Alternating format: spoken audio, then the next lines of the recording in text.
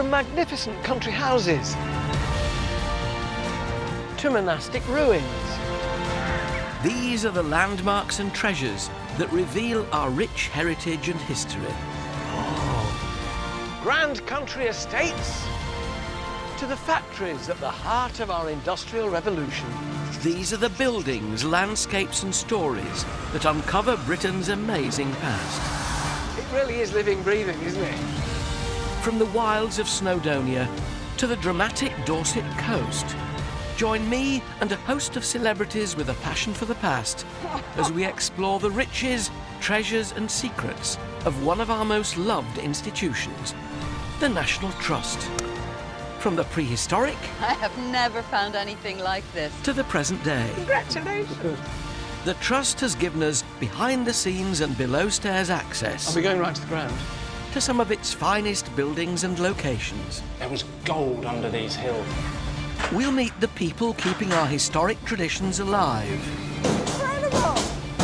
And the experts revealing the lives of those who shaped our past. Oh, look at that! It really is a treasure house. This is our heritage, our history. Welcome to the secrets of the National Trust.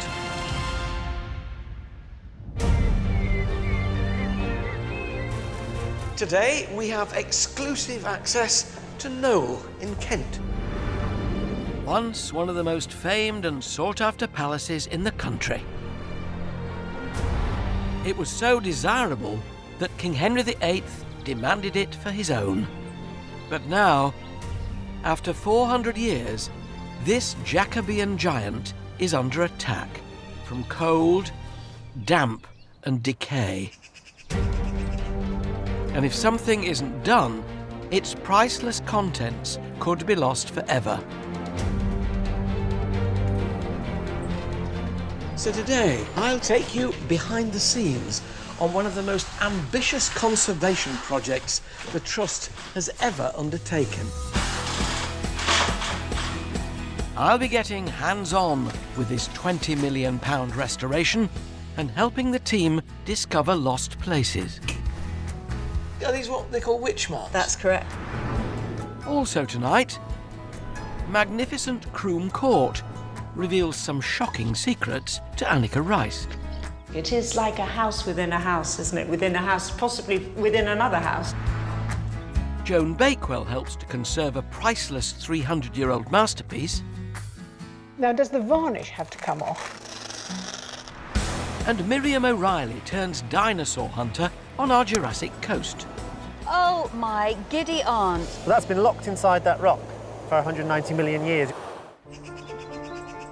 But before all that, Welcome to Knole, the largest house in the National Trust. So large, in fact, that it's been described as more of a town than a house. It has more than 360 rooms, 7 individual courtyards, and parkland that's overflowing with deer. I'm met by a maze of hallways and rooms inside one of the largest homes I think I've ever seen.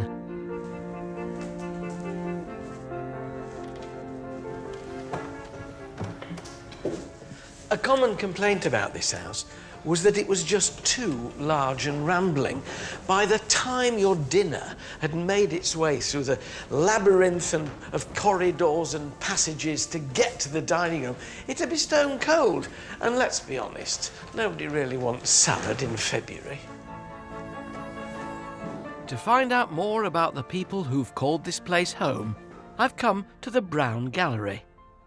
Now, these long galleries were very useful in Elizabethan and Jacobean times because when the weather was filthy outside and your clothes would get mucky if you were walking out there, you could come and promenade, perambulate in your long gallery.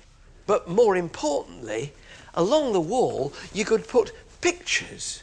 Hang the pictures of your family, your ancestors, people of influence that you claimed to know. Ring any bells? Yeah. This was the Jacobean version of Facebook. And it's on this wall that we find some of the most important people in Knole's history. Much of this property was built from 1456 by Thomas Boucher, the Archbishop of Canterbury, who used it as a lavish country retreat. The scale and size of it made it the envy of many noblemen in the country, even the monarch. And in 1538, the Archbishop was forced to give it to King Henry VIII. It passed through several hands until eventually it was sold to Thomas Sackville, the man responsible for the house we see today. The collection of paintings is interesting because it wasn't just their ancestors then, it was people they liked as well. Notable people of the day, yeah. Showing off. Yeah, absolutely. And it's the Sackville's legacy that House and Collections manager Helen Forbert knows only too well. Thomas Sackville embarked on an enormous building programme till 1608 when he died, updating what was probably a very old-fashioned medieval palace. So it's been owned by the Sackvilles since 1603? Yeah. When did Knole start having visitors? The visited history of Knole goes back probably at least 300 years. At first, I think the kind of people who come would be aristocracy, gentry. By the 18th century, you're getting the sort of polite tourist, the upper middle classes, visiting Knole. And by the 19th century, you're getting clerks from London coming for a day out, having their Saturday afternoon here. I think in the 19th century, at one point, the visitor numbers went up to about 10,000. In the 19th century, in the 1800s, that's a heck of a lot of people. Yeah. But wandering around here in wonderful costumes, you can sort of almost see them parading through these galleries. Yeah, so it became something that everyone could come and see. And how many visitors today? Around about 90 to 100,000 through the house. And it's this constant wear and tear from millions of visitors over 3 centuries which has left this ancient property in desperate need of urgent repair. I'm headed to the ballroom, once decorated with some of the country's finest 17th century decorative plasterwork and carved wooden panelling. Today, it's little more than an empty shell. Here to show me around is archaeologist Natalie Cohen. I've been in some pretty spectacular stately homes, but it's not generally this kind of spectacle, Natalie. This is scary. The walls look just like Yosemite at home, don't they, when you've been stripping it down a bit? It's absolutely dreadful. Why are you doing this? We have an internationally significant collection of furniture, textiles, works of art that is housed in these spaces, and we need to improve the conditions in which they are kept. What are your biggest enemies in a room like this? Cold, dust and damp. So that's part of the reason for this project, is to make sure that it's a little bit warmer, that it's quite a lot drier, and that everything is stable and better lit. But this ancient house wasn't designed to have central heating, so it won't be easy. What's lovely is we've got a door over there, which is transparent. People on the other side looking in, so you've clearly not shut this all off. No, not at They're all. clearly quite fascinated by what they see. It's fantastic, people being able to see in and see the work ongoing. How long is it going to take from start to finish? From start to finish, the whole project in this part of the house is 5 years. That seems awfully soon. Are you sure? Because you know what builders are like. I mean, they always take longer than they say.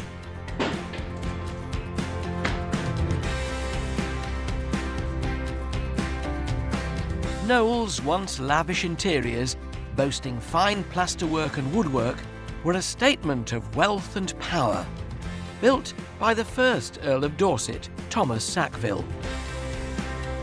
As the restoration continues, foreman Dan Morrison is still uncovering evidence of the Earl's earliest design ideas. You can get your little bar just down the back there, and if you gently pop it, you'll just feel it give way shortly. I just want to see what's... Give away, there it goes. Oh, my goodness. And there we go. Wow. Oh, look at that. Lovely little trompe-l'oeil of spindles painted on the flat wall to look three-dimensional, heading off down the staircases. So it's as if you're hitting the banister and the balustrading higher Exactly, up. and we know we have this in areas of the staircase higher up as well, where it's still on show. It really is a treasure house, isn't it? It is. Treasure's often hidden behind other pieces of furniture. Always finding things here. These ancient decorations, now covered up by centuries of new additions, can give us a window into how the house would have once looked. And it's here, between two walls, that archaeologist Natalie has found a 400-year-old hidden passage, and with it, their clearest evidence of Knole's medieval past. We've only recently just got in here. It's normally not accessible. It's pretty inaccessible. Well, we can see beams and plaster in between. We can. So what we're looking at here is really rather exciting. We're looking at the remnants of the earlier building of the Archbishop's Palace. And this is a doorway that's been closed off with lath and plaster. It is, yeah. So this is beautiful timber-framed door, and we've got the threshold at the bottom there. It would have led onto the passage that gives onto Stone Court. So this was once an entrance into the room behind us. What a thought. It's beautiful, isn't it? Glorious. We've got a little bit of evidence for how it was lit. So can you see here we've got a candle. There's a candle stub, actually, in there. There's a wick. With a wick, yeah. These marks on the wall here that you can see, these are called taper burn marks or ritual burn marks. And in the medieval period, you would protect your house against the possibility that it might burn down. So what you did was you burned a little bit of your house as a kind of inoculation against it being... offering. Yeah, basically, against it being burnt down completely. So that is just where the flame went, and it's literally the soot mark on the wall, the charring of the wood. Those burn marks appear all the way along this wall and on both sides of the fireplace as well. So far, it worked. Yes, it's been very successful. Fascinating, it really is.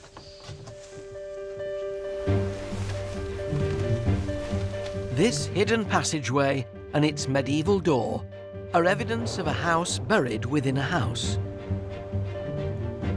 Covered over with large-scale alterations made by Thomas Sackville. To find out more about how this may have happened, Annika Rice has travelled northwest to one of Britain's most famous landscapes. And home to the spectacular Croome Court. This grand Neo-Palladian home is the work of Lancelot Capability Brown, Britain's most celebrated landscape architect. It's also one of the greatest examples of a house within a house. To the late Georgians, a capability design was a must-have. They all wanted a slice of the action, whether it was a beautiful garden, a lake, an exquisite temple in the grounds. But to the select few, those who had literally millions to spare in the equivalent of today's money, well, they could have the lot. Croome was Brown's first architectural project, commissioned in 1751 by the Earl of Coventry. In the 1940s, the family sold the house and it changed hands several times before falling into disrepair. The National Trust are now responsible for its restoration, overseen by Michael Smith.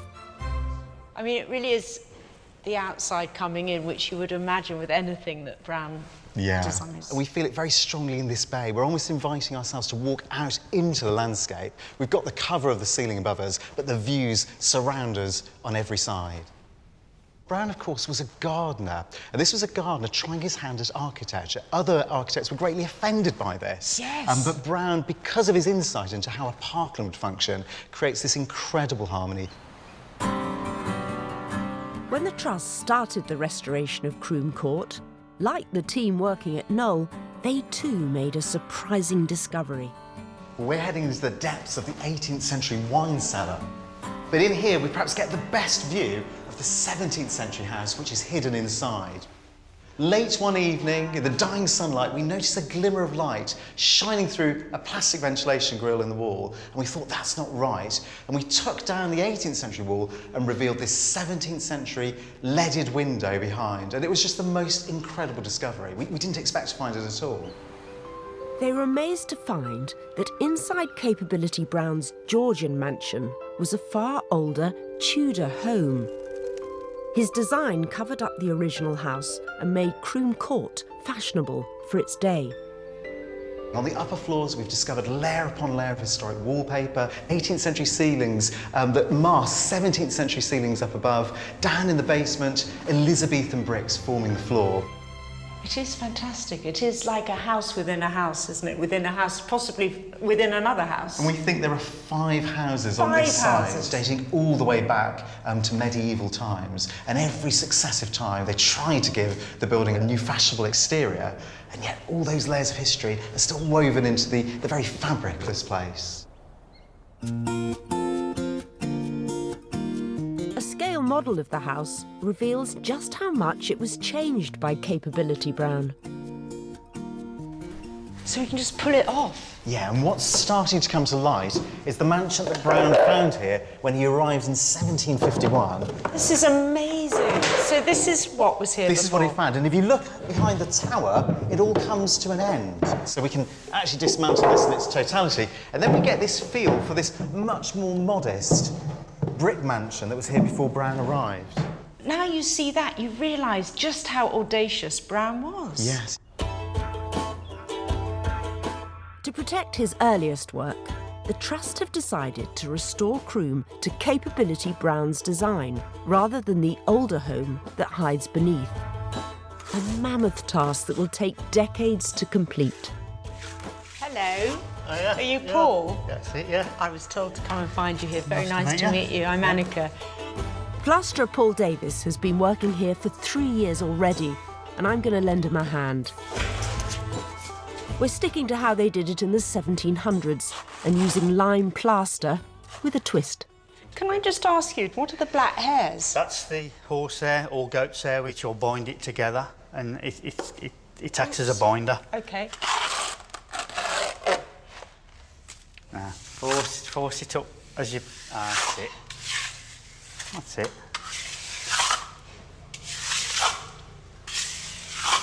That's it. What you've done. That's it. I feel really pleased that I've just done that. I'm now part of the restoration of this entire building.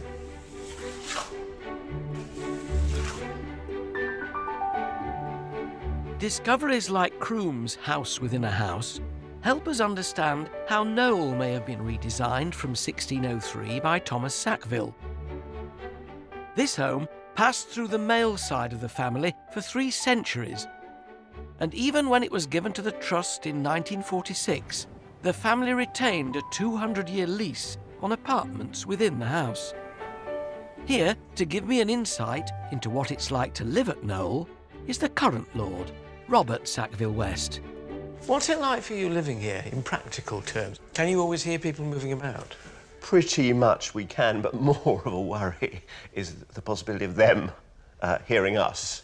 You know, our kitchen is sort of right next door to the Great Hall, and yes, we hear people talking in the Great Hall, but they probably equally hear us swearing at each other over lunch. So you're saying to your children, mind your language, there are visitors in there. Yeah, exactly. Yeah, the number of times I've said that, yes. Robert moved into Knole in 2008 with his wife and 3 children. When your children were small, did they take it for granted? I think they did, and they couldn't quite understand 1 or 2 things. So, you know, the first summer we moved in here, my youngest daughter was probably about 5 or so. She came back from school. She was actually full of outrage because she said, my friend Abby, she came to visit Knole last weekend, and she didn't ask me whether she could come or not. I can't go into her house just like that. Old places are always about atmosphere to me. What's the atmosphere of Knole? Somebody once said that it simmered rather than sparkled. There is a sort of lustre to the place, slightly tarnished, faded glory. And part of, I guess, this massive restoration project is to stop it falling into decrepitude, but at the same time to preserve that sort of faded brilliance. Best moments for you of living in Knole, when you say to yourself, gosh, I am lucky?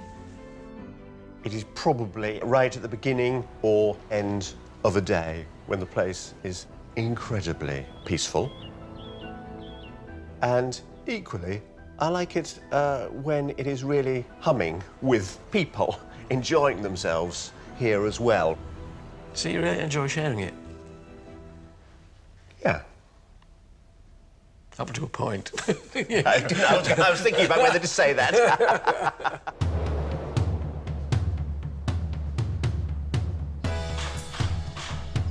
Work to update one of the largest properties in England has been underway for over a year now.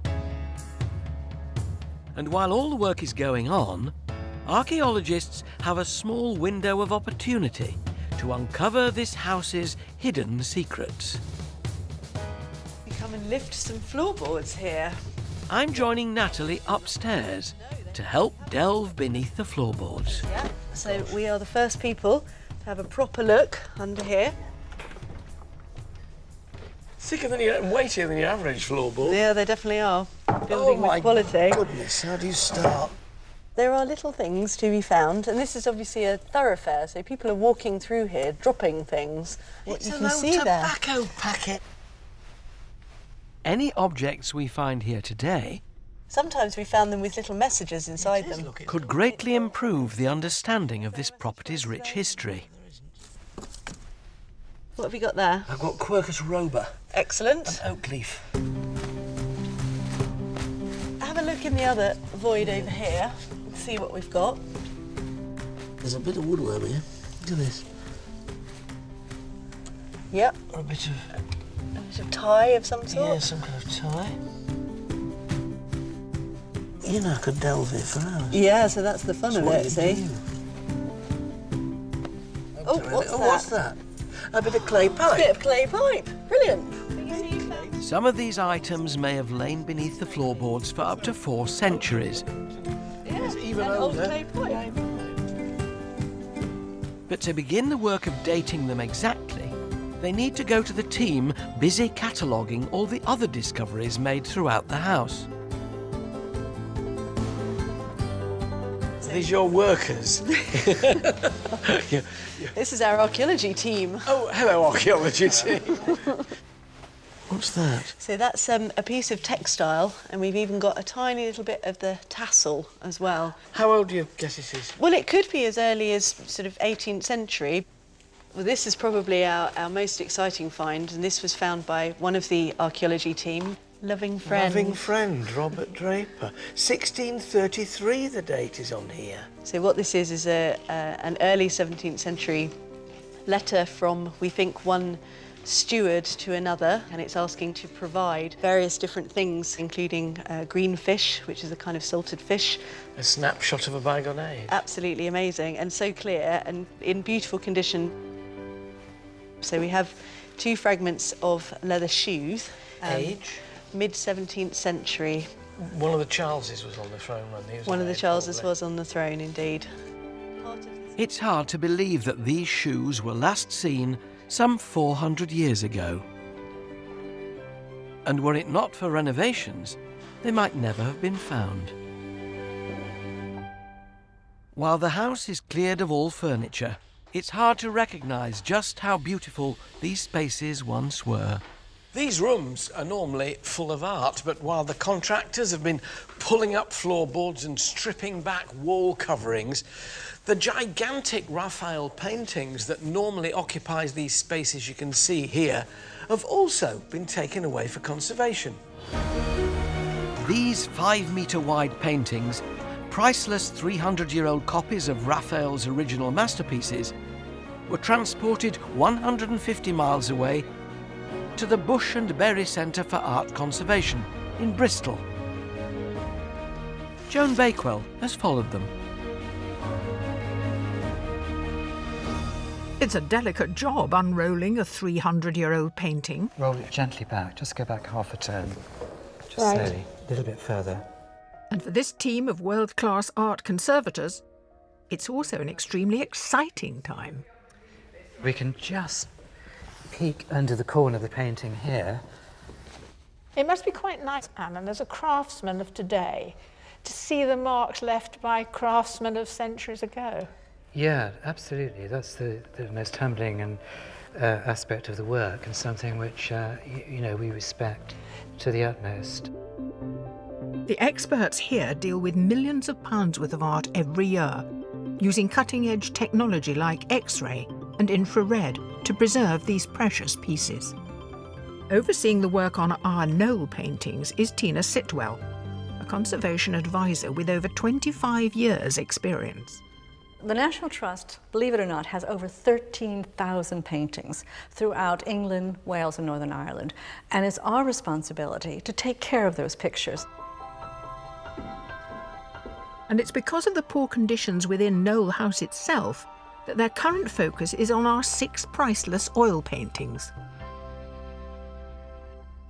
Tina, tell me the background story to these paintings. They're called cartoons, but I know they're not jokes. A cartoon is a design or pattern which was used to either make a fresco or tapestries. In 1515, Pope Leo X commissioned Raphael to produce a series of cartoons depicting the acts of St. Peter and St. Paul. They were then used as templates to make tapestries now adorning the walls of the Sistine Chapel. Over 100 years later, Charles I, King of England, purchased the cartoons, and the Knole House copies were made.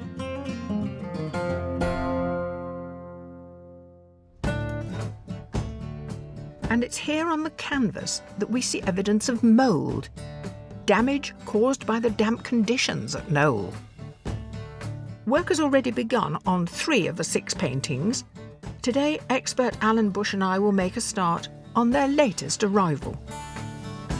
Its surface has been covered with a layer of tissue to protect it during transit and storage. Here you can see the facing tissue which we applied to the paintings when they were at Knole Park. With the painting unrolled and hung up, Alan can now start removing the tissue. I'm going to have to soften the adhesive, and I do this by saturating it with a solvent. I just release the edge of the tissue here. That seems to be releasing. It looks very satisfying to do. Can I have a go? Yes, you can. Yes, please do. Little piece here ready to lift away. Yes. So Quite good paint, isn't it? So there we see the original paint surface, which is in itself protected by the varnish layer. Now, does the varnish have to come off? Yes, it will. That will be the next stage. Before he can repair the painting, Alan needs to remove the 300-year-old varnish to access the paint underneath. These are relatively mild solvents, and already you can start to see the yes, it's changing. The improvement there. And there it is on your dirty... There we can see the discoloured varnish. It took Alan 4 weeks to remove the varnish from this painting in the series, and the extent of the damage underneath is obvious. It looks as though paint has just peeled off. Yes, it's suffered a lot of damage in the past. You can see strange little island shapes here are in fact inlays of canvas, and those now have to be retouched. Knole's fluctuating temperatures, damp, and even woodworm have been destroying objects such as these. And to restore these priceless works of art, experts like Alan also have to be highly skilled artists. So now show me how you would actually put on your restoring paint. I use here the dry ground colours, right, and those are mixed with a varnish resin medium. The important thing about using this sort of medium rather than oil paint is the fact that it is readily reversible. When Alan is finished, this set of 6 paintings will be returned to the warmer, drier conditions within the house, where they can be appreciated once again.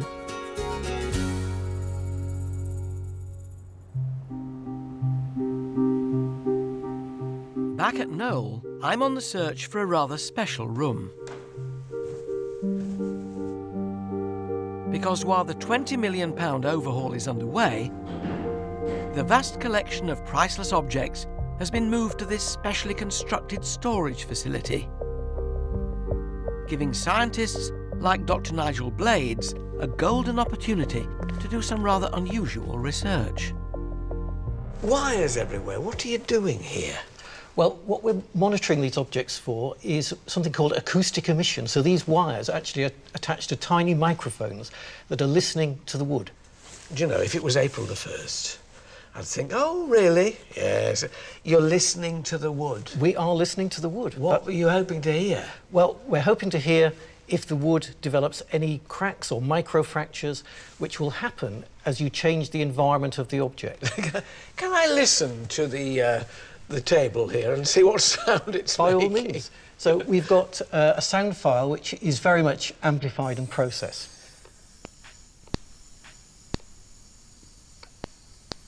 That noise you've heard there is very small microfractures happening over time. Amazing to think the table's actually making that noise. But he's also been listening for something else. Because lurking within this building is a hidden terror. Woodworm. Gosh, they've got a lot of teeth. They have. And the reason the woodworms do so well, or have done so well here, is because it's been very cool. So when we change the heating and bring on the little bit of heat we want to have here, that will actually prevent the woodworm from being active. The wood becomes too dry and the woodworm can't survive in it any longer. And it doesn't matter whether it's a French table or a Dutch chest, the language of the woodworm is the same everywhere, isn't it? That's right. They like the exotic the best sometimes. A bit like us on winter holiday. It is. Thank you very much. But if that wasn't strange enough, while Nigel's downstairs listening to furniture, another scientist, Cecilia Bembibre, is upstairs cataloguing the smell of books. Now, you see, as a book collector, that for me is just the most wonderful smell. It's a good thing for you. It's not such a good thing for the book, because it's a smell of the book dying. No, just the smell of... Yeah, that wonderful smell. Slightly musty. Yes, and slightly sweet and vanilla is the smells that it's produced with the degradation of cellulose. Right, so that's actually rotting then, that book? Well, in a way. Slowly. Yes. What good does putting a rotting book in a bell jar do? What are we doing here? Every day we encounter hundreds of smells, and they affect our emotions, our thoughts, and our behavior even. And yet, although smell is so important, we don't have a strategy to preserve and protect and archive the smells. So we know very little about the smells of the past. By analysing a book's odour, Cecilia can work out which chemicals are responsible for that glorious old book smell. For example, it would look like this. So this is my This is a visual representation of what's in the book. So basically, this is acetic acid, which smells of vinegar, and this is called benzaldehyde, which is again the caramelly smell of an old book. Now I can see how it could work to your advantage. You can now artificially then recreate those particular fragrances, is that right? Well, we have the principle to do it. As a scientist, I have to say it's not such an exact science, but there's a lot of art in perfumery. But yeah, that's the idea. The idea is to archive the smells that are important to us.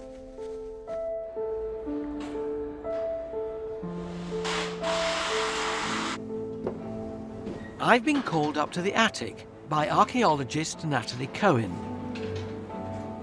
And we're just going to lift it out and sort of roll it back. Oh, yeah. Because directly above a room built for a royal visit by King James I, she's found evidence of medieval witchcraft. If you have a look down there, can you see we've got like a mesh design here? So it's scratched on the timber and also scratched on these floor joists here on either side. Are these what they call witch marks? That's correct, yes. It's believed witch marks were put there to keep the king from evil spirits. The idea is that witches and demons came on currents of air, and they were all around them in the 17th century. And they could very easily get into a room through an opening. So they can get in a window, they can get in a door, and they can come down a fireplace. So these marks are to ward off evil spirits Something coming down the chimney. Well, I never. Shall we cover it up and keep them out? It's been kept safe for so long, it would seem rude to... It's doing a good job. Them in. Oh, come on. While Natalie and her team continue to search for lost gems under floorboards, Miriam O'Reilly has travelled to the south coast, searching for treasure of her own.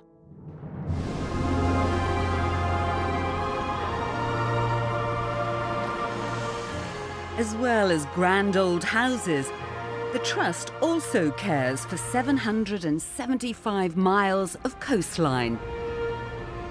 And none of it has a more epic story to tell than the Jurassic Coast.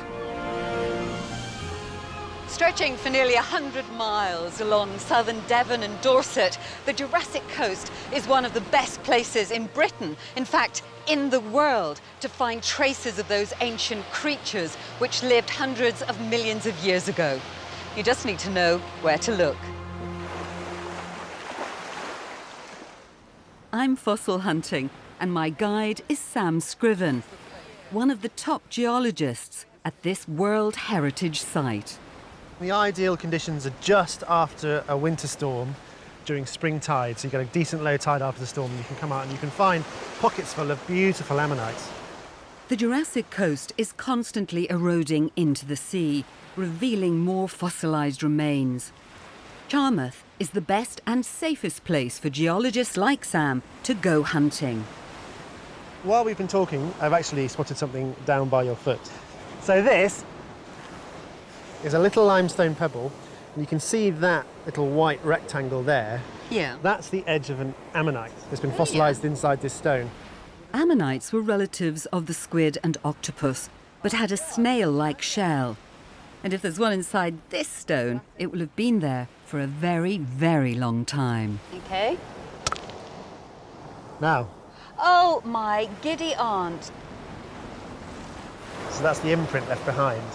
Oh, that is just beautiful. Section, okay, isn't it?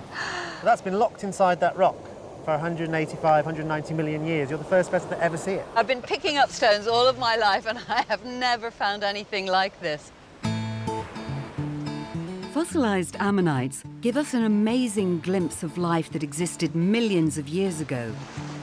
But there's even more compelling evidence of creatures that once populated these lands.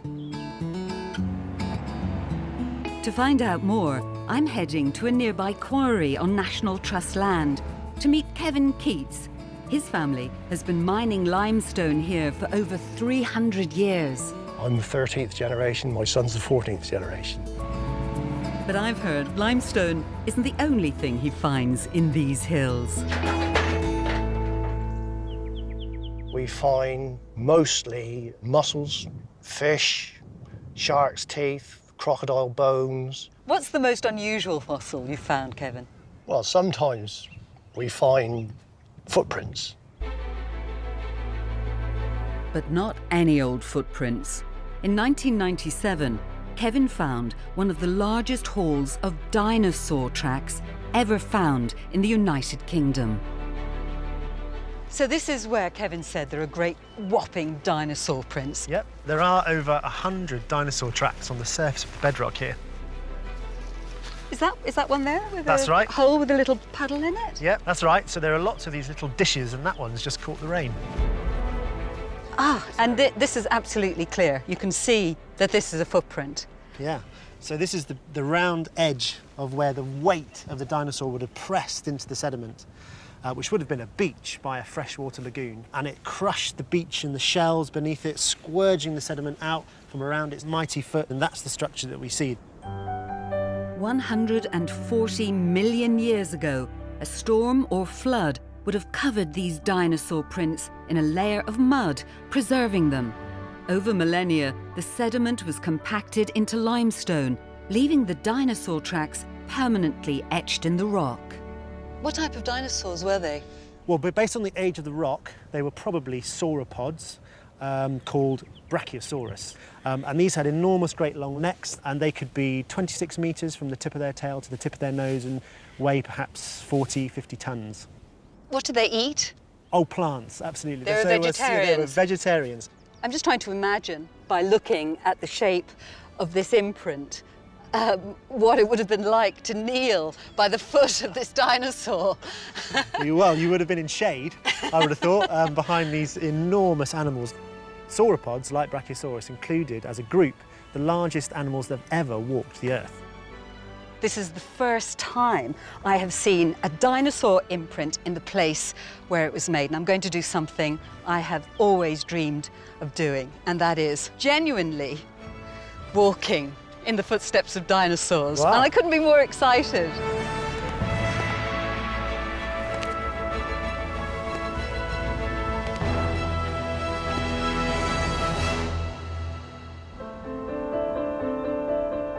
It's been a privilege to be part of the ongoing work here as Knole continues to reveal its hidden past.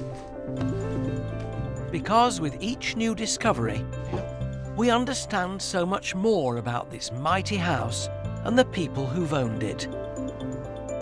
Monarchs, archbishops, and 13 generations of one family.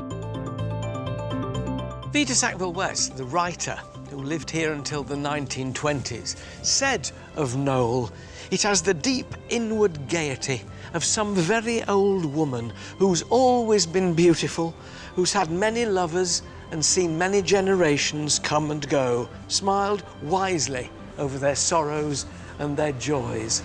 Thanks to the restoration work here, Knole should be able to smile wisely over many generations to come."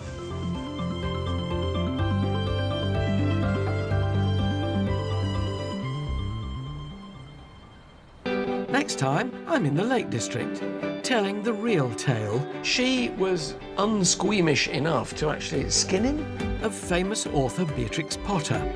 She didn't want to be even called Miss Potter, Beatrix Potter, anymore. Also, Oz Clarke gets access to some of the world's rarest plants. And Joan Bakewell stakes a claim to one of the National Trust's most important islands. Congratulations! The first part of the jigsaw.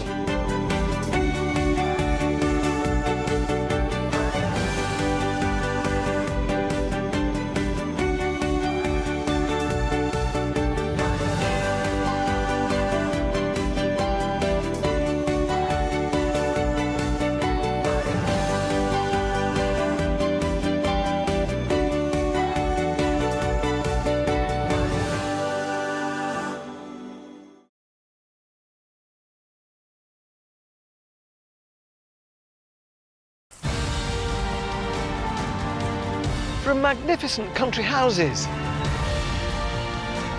to monastic ruins. These are the landmarks and treasures that reveal our rich heritage and history. Oh, grand country estates to the factories at the heart of our industrial revolution. These are the buildings, landscapes and stories that uncover Britain's amazing past. It really is living, breathing, isn't it? From the wilds of Snowdonia to the dramatic Dorset coast, join me and a host of celebrities with a passion for the past as we explore the riches, treasures and secrets of one of our most loved institutions, the National Trust. From the prehistoric... I have never found anything like this. ...to the present day. Congratulations! The Trust has given us behind-the-scenes and below-stairs access... Are we going right to the ground? ...to some of its finest buildings and locations. There was gold under these hills. We'll meet the people keeping our historic traditions alive. Incredible! And the experts revealing the lives of those who shaped our past. Oh, look at that! It really is a treasure house.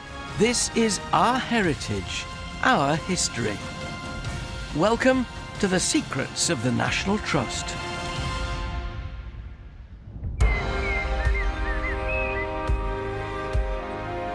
Today we're taking you inside an enormous house that was inherited by a 5-year-old boy. This is Lyme in Cheshire, one of the UK's grandest country houses. An estate probably best known to TV audiences worldwide as the backdrop to a wet shirt-clad Mr. Darcy wading from Lyme's Lake in Pride and Prejudice. Mr. Darcy? But we're going to tell you a different story. How one boy, Thomas Lee, went from being the illegitimate son of a maid to Lord of the Manor. I'm also getting the chance to get my hands dirty. Whoa, that's a lot of muck, isn't it? with some of the conservation work that helps keep this stately pile ticking over. So half a dozen of these clocks, you're ready for a cup of coffee, aren't you, really? Also tonight, Lady Carnarvon, owner of Highclere Castle, known to millions as Downton Abbey, discovers how a devastating fire wreaked havoc at one of our grandest houses. Good decisions you've got to make. We've got lots of decisions to make. If I take some of this now on a brush. Oz Clarke swaps wine glass for painted glass. I can see it taking life. As he tackles the restoration of a rare window. It's so delicate. I feel the merest tremor in your hand and it's going to crack. So we're just swishing it around in the water. And historian Dan Jones braves the elements as he hunts for Welsh treasure. And that is quite a big chunk of gold.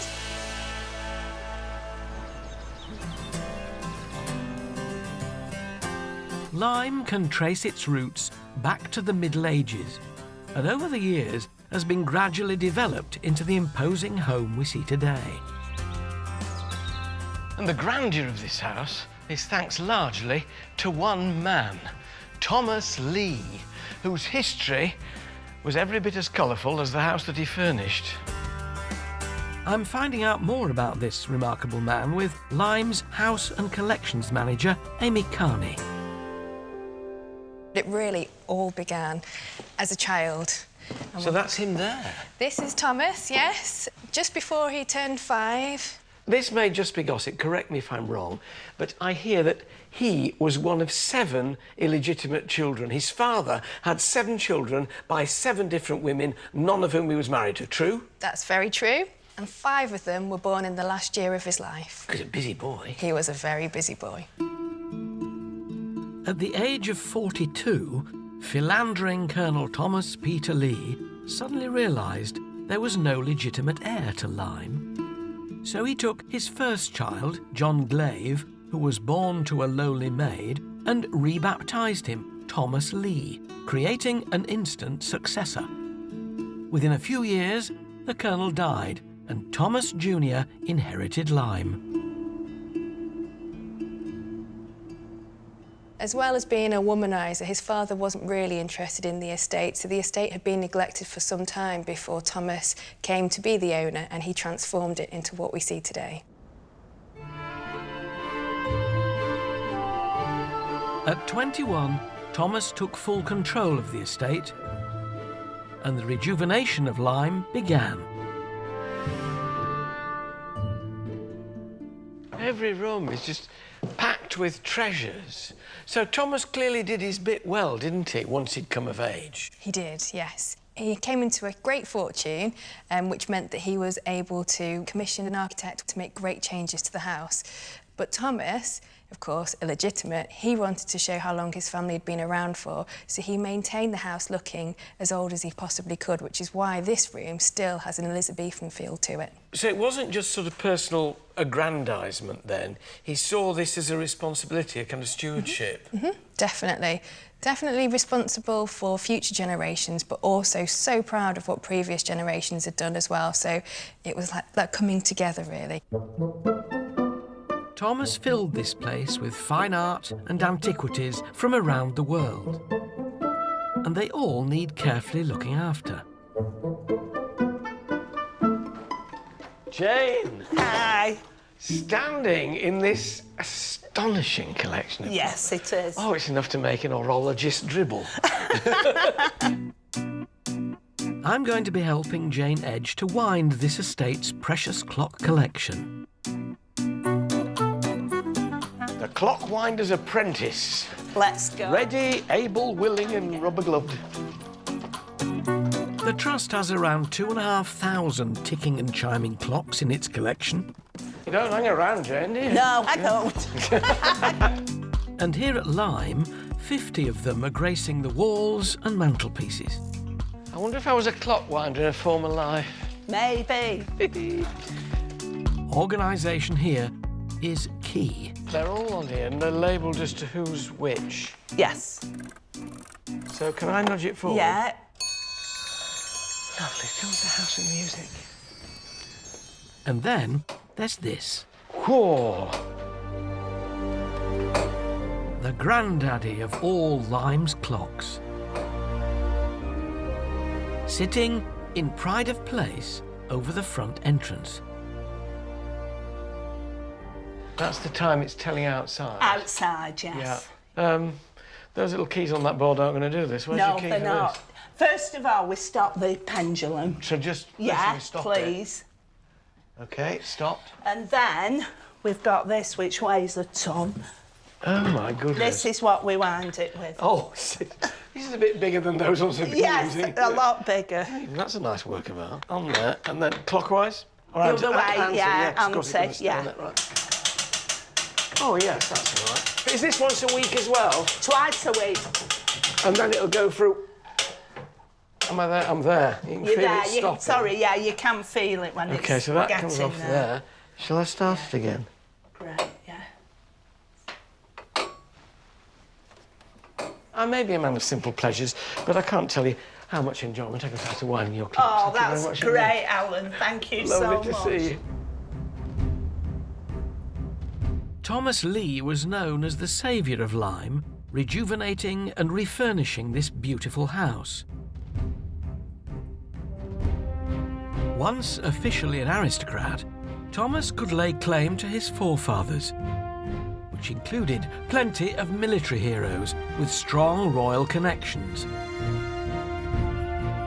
In 1346, at the Battle of Crecy, a distant ancestor had saved Edward III's eldest son, the Black Prince, from a certain bloody death. In gratitude, the Lees were bequeathed Lyme, and to this day, a portrait of the Black Prince stands guard over the entrance hall with a rather ingenious feature. I'm on the other side of the painting with Lyme's House and Collections Manager, Amy Carney. There's a picture there which appears to have come off the wall. Yes, that's our fabulous squint. Pardon? Squint. Is this... This squint is the Georgian equivalent of CCTV. And this was a way of coming to the drawing room, having a look at who's coming through the front door and making your mind up whether you want to let them in or not. So does it... Have a look. Does it move? It does, yeah. Oh, my Swings goodness. away. With the help of his architect, Oh. Thomas certainly seems to have had a sense of humour. So now you can see the front door. Oh, no, we don't want them. They're always borrowing a cup of sugar. Exactly. Shut the picture up. Come away. Note to self. Must get one for home. Across the UK, our grandest houses are stocked with priceless historic artefacts. And there's one threat their owners fear more than anything else: fire. Lady Carnarvon, the current owner of Highclere Castle, made famous by the TV series Downton Abbey, has travelled to Guildford in Surrey to witness the result of every homeowner's nightmare. This is Clandon House. It was built in the late 1720s. Along with its grand facade and capability brand parkland, it was the pinnacle of 18th century cutting-edge design. Fire has broken out in Surrey this evening, this time at Clandon Park House. Huge plumes of smoke are engulfing the National Trust property. The inferno raged all night, with fire crews only finally extinguishing the flames in the early hours of the morning.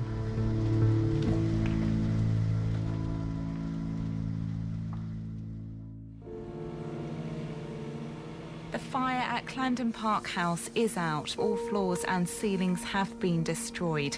It's not yet clear how many artefacts have been saved. For many, the building holds a huge number of memories.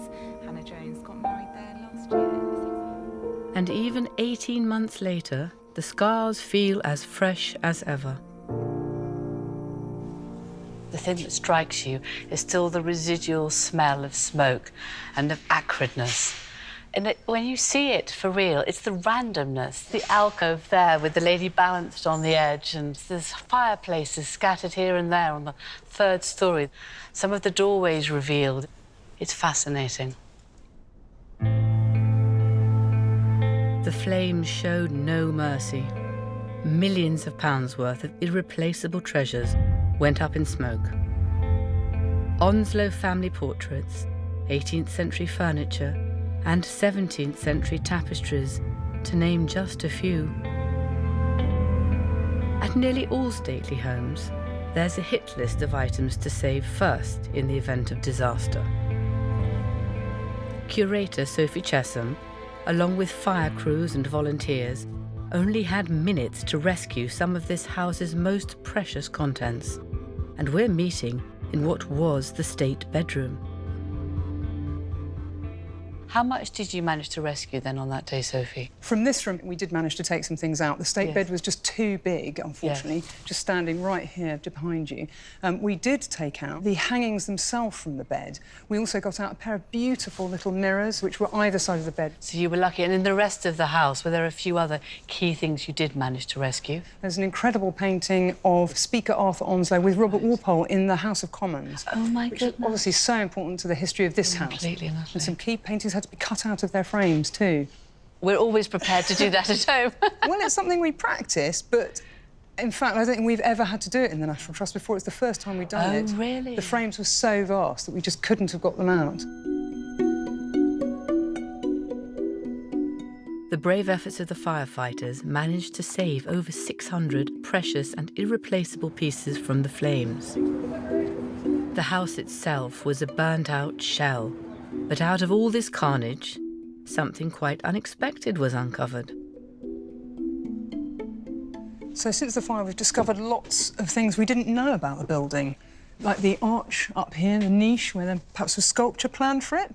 So now, what are you going to do? We've got lots of decisions to make, and some of them will be really difficult, where the fire's revealed something we didn't know about that particularly might be of higher significance than the area before. Yeah. And that's a good example of where the area was actually rather sort of, you know, kind of plain. If we've revealed something of greater significance, I think that's a good argument to really consider reinstating it. All this restoration doesn't come cheap. Years of careful and detailed work will cost tens of millions of pounds.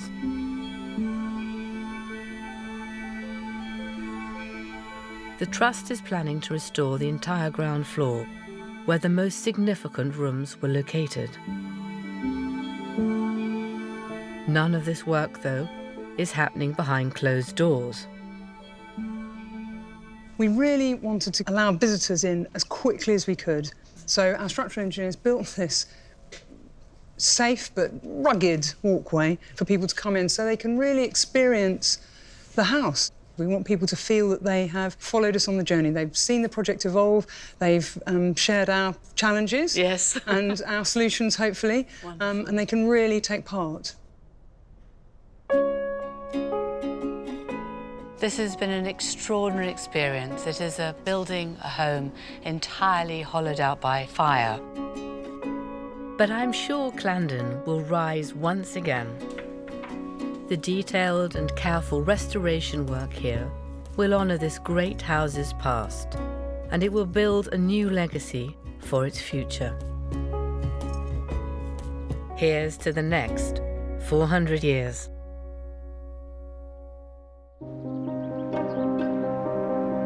Like Clandon, Lyme too is filled with irreplaceable artefacts.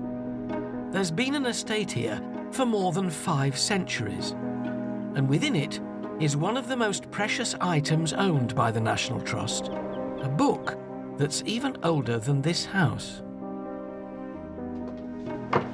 See, this is my favourite room in any house, the library. Mine too. Bookman, yeah. I'm a lover of old books, so being here in the library with collections manager Amy Carney, meeting Lyme's most treasured family heirloom is a real thrill. And here, what's this? This is actually the most important printed book in the National Trust's vast collection, so really important book. Anywhere in Britain? Exactly. Can I open it? Please do. Heavens above. It's printed by William Caxton, the famous British printer. His initials are at the back. So this is his symbol? The WC for William Caxton. There we are. William Caxton was a true pioneer, responsible for bringing the first printing press to Britain. His books were immensely valuable, as this was cutting-edge technology in the 15th century. And wonderful contemporary writing on their handwriting. Yes, well, that's a clue to the family's religious beliefs. The 16th century saw the start of the English Reformation. Henry VIII broke away from Rome and made himself head of the church. Catholic prayer books like this one could be kept, but he had strict conditions. Any reference to the Pope must be crossed out. He didn't want people to be praying to the Pope. He was the head of the church now. So are they crossed out in here? They are crossed out. Very faintly, though. You can still see what's behind there. And Thomas Becket was a martyr, so his prayer had to be destroyed, which it was, but the family then transcribed it faithfully on the back page. So this is Thomas Becket's prayer written out in longhand? Exactly. Hugely valuable. Extraordinarily rare. Priceless, yeah. Incredibly rare. And this has been in the family all that time? We know it's been in the family since at least 1508, and we don't think it's a leap of faith to think it's been here since 1487.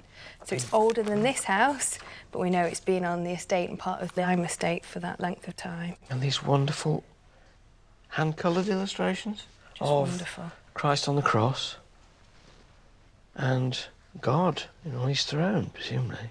Yeah. You have no idea what a thrill this is. Thank you very much. Thank you.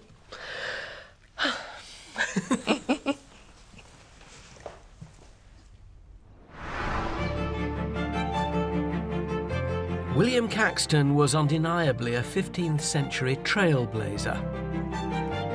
And as John Culshaw heads to Woolsthorpe Manor in Lincolnshire, he discovers another man's pioneering work that was to shape our modern lives. Here grows one of the most famous trees that's ever existed. And it's in a memoir published in 1752 that we find out why. We went into the garden and drank tea under the shade of some apple trees. He told me he was just in the same situation when the notion of gravitation came into his mind. Why should that apple always descend perpendicularly to the ground, thought he to himself. Why should it not go sideways or upwards, but constantly to the Earth's centre? These words, written by a friend, give us an insight into one of the world's greatest minds, that of Sir Isaac Newton. It's here that he developed his theory of gravity after watching an apple fall from a tree. This is Woolsthorpe Manor, home of Sir Isaac Newton, and he was born here on Christmas Day in the year 1642. And over there is the tree, Isaac Newton's apple tree. And we can consider that the spark of our knowledge of the clockwork of the universe hangs upon it like the star on top of a Christmas tree. Legend has it that in 1666, a young Isaac Newton saw an apple fall to the ground from this very tree, inspiring him to develop his theory of gravity. But it doesn't take a mathematical genius to work out that for the story to be true, this tree would have to be over 3.5 centuries old. I'm meeting biologist Stephen Shepherd to get to the core of what has become one of science's most contentious stories. So can this really be the tree? This is an event that happened over 350 years ago. In the winter of 1815-1816, there's a great storm and the tree blows down. Much of it's cut away, but the fallen trunk is left lying where it is. By leaving the trunk on the ground, it managed to re-root itself and grow again. There's a very important sketch done which shows the tree relative to the manor house in exactly the position that the tree is today. Another reason why I think it's the tree, the way it's grown back in that sturdy, strong S shape, much less likely to blow down again. That's the tree of a genius, adapting itself. It's the tree to me, the tree of gravity. But really, this isn't a story about a tree. It's about one of the most significant scientific formulas ever written. 6 letters, 3 numbers, and the key to a universe of understanding. Because without it, we might never have begun our journey into space. And more importantly, I might never have discovered my love of astronomy. Today, using cuttings from this humble tree in Lincolnshire, some of the world's most prominent academic institutes have grown their own clones, looking to inspire the young minds of tomorrow. So you see, there's no way that I could leave without taking my own inspirational souvenir. Go for any of those easy ones up there. Thankfully, the gravity's still working.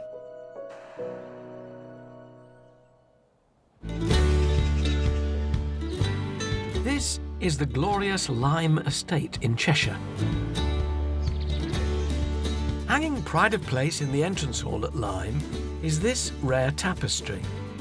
Made in Mortlake, London, it can trace its origins back to 1625. But years of grime are making this beautiful image difficult to see. Okay. So today, I'm helping Gemma Spark from the Trust's conservation team give this tapestry a deep clean.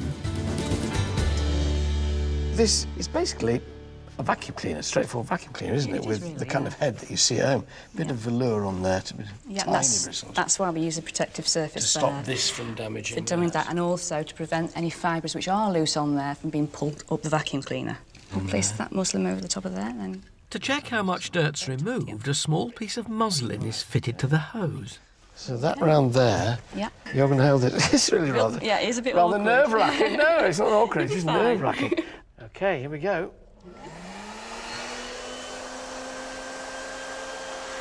That's perfect. Just straight down like that. Yeah. Just a nice gentle speed. It would cost a staggering £26,000 a square metre to recreate this intricate tapestry today. It's like a clinical operation, isn't it, really? I can see now why you use this gauze. So just the filth comes through, but the tapestry, if anything's a bit loose, stays behind that gauze, so it doesn't remove it. Right, that's the whole thing. So do we turn off now, then? Yep. Are you ready? Yep. Yes, look at that. Now then, when we... Whoa! Right. And that has all come off on that one pass. That's a lot of muck, isn't it? Yeah, it's certainly ready for its clean. How long will it take you to do it? It can take up to about 3 days, and that's what you can start to do now if you'd like to. Right. OK. Okay. I'll stick my end on again, then. 3 days, you reckon? Yep. I may be gone some time.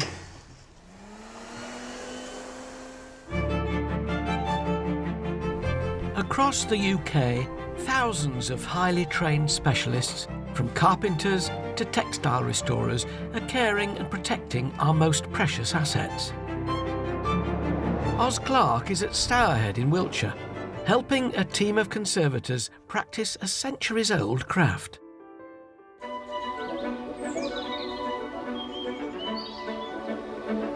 After the gardens at Stourhead were planted in the 18th century, they were described as a living work of art. The Hall family, who owned this place, certainly had impeccable taste, and not just in the gardens. During the 18th century, for the owners of many grand country houses, an ornate picture window was a must-have feature to show off to your guests. And at Stourhead, the family added this. This beautiful lunette window depicts one of the most famous frescoes of the Italian Renaissance, Raphael's School of Athens. Painted by Francis Edgington in the 19th century, it depicts the greatest thinkers of the classical world. But this vibrant, illuminated scene is not what it seems. If you take a closer look at this glass, you'll see it's not a stained glass window. It's been painted. Stained glass windows are made up with individual pieces of coloured glass held in a lead frame. But this lunette has had the paint applied directly onto the glass. This technique was groundbreaking, but sadly, the ravages of time have taken their toll. Some of the panes have cracked, and parts of the image have become discoloured. Steve Clare is a painted glass conservation expert, and it's his job to repair the spoiled paint. You've got here typical glass paint. Back at Steve's workshop, the process of finding the perfect colour match begins. Okay, so you mix it into a paste. Tell me what those two colourings were made up of. Well, it's just mixtures of different metallic oxides. You know, cobalt for blue and copper for different reds and iron for pinks. But there's a snag. No one knows the exact paint recipes Edgington used to create the myriad of colours in his masterpiece. So now we're going to mould this. So, using a panel from the lunette window as a reference, Steve mixes different pigments with oil until he finds that perfect match. See if I take some of this now on a brush and apply it onto the glass. Yeah. If you've got a different texture on the back. And the secret behind the wonderful look of Edgington's panels was achieved by painting both sides of the pane. I can see it taking life, because it's more like human skin or something. Yeah, and that's what was really clever about this technique that Edgington developed. Do you want to have a go at this? Yes, please. Just paint it on adjacent to there. Yeah, that's good. Bit more of it. And then if we can get the sponge, you've got a flat edge on the sponge, obviously, so you can work it up to the edge. That's it. Yeah.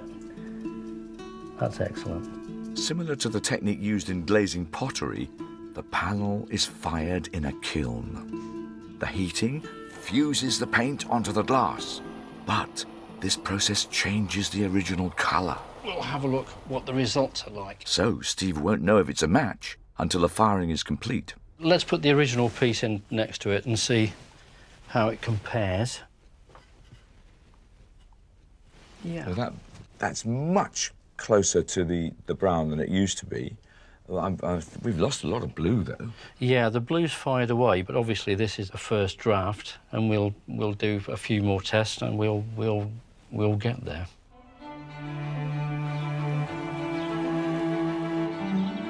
Once the colours are right, the next challenge is fitting these delicate panels into the window at Stourhead. Right. Can I feel it? Yeah, do you want to feel the weight of that, Oz? Yeah.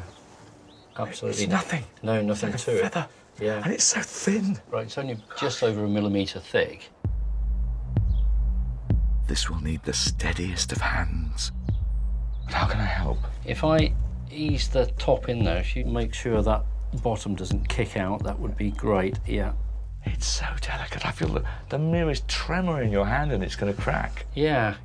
With the last pane eased into position, the restoration of this masterpiece is complete.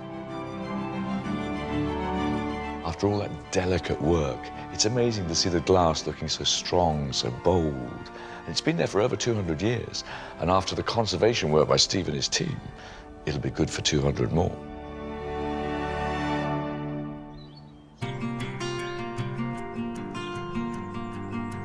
During the 19th century, displaying exotic fruits on the dining table was considered the ultimate status symbol. So to grow them, Thomas built this, one of the UK's highest orangeries.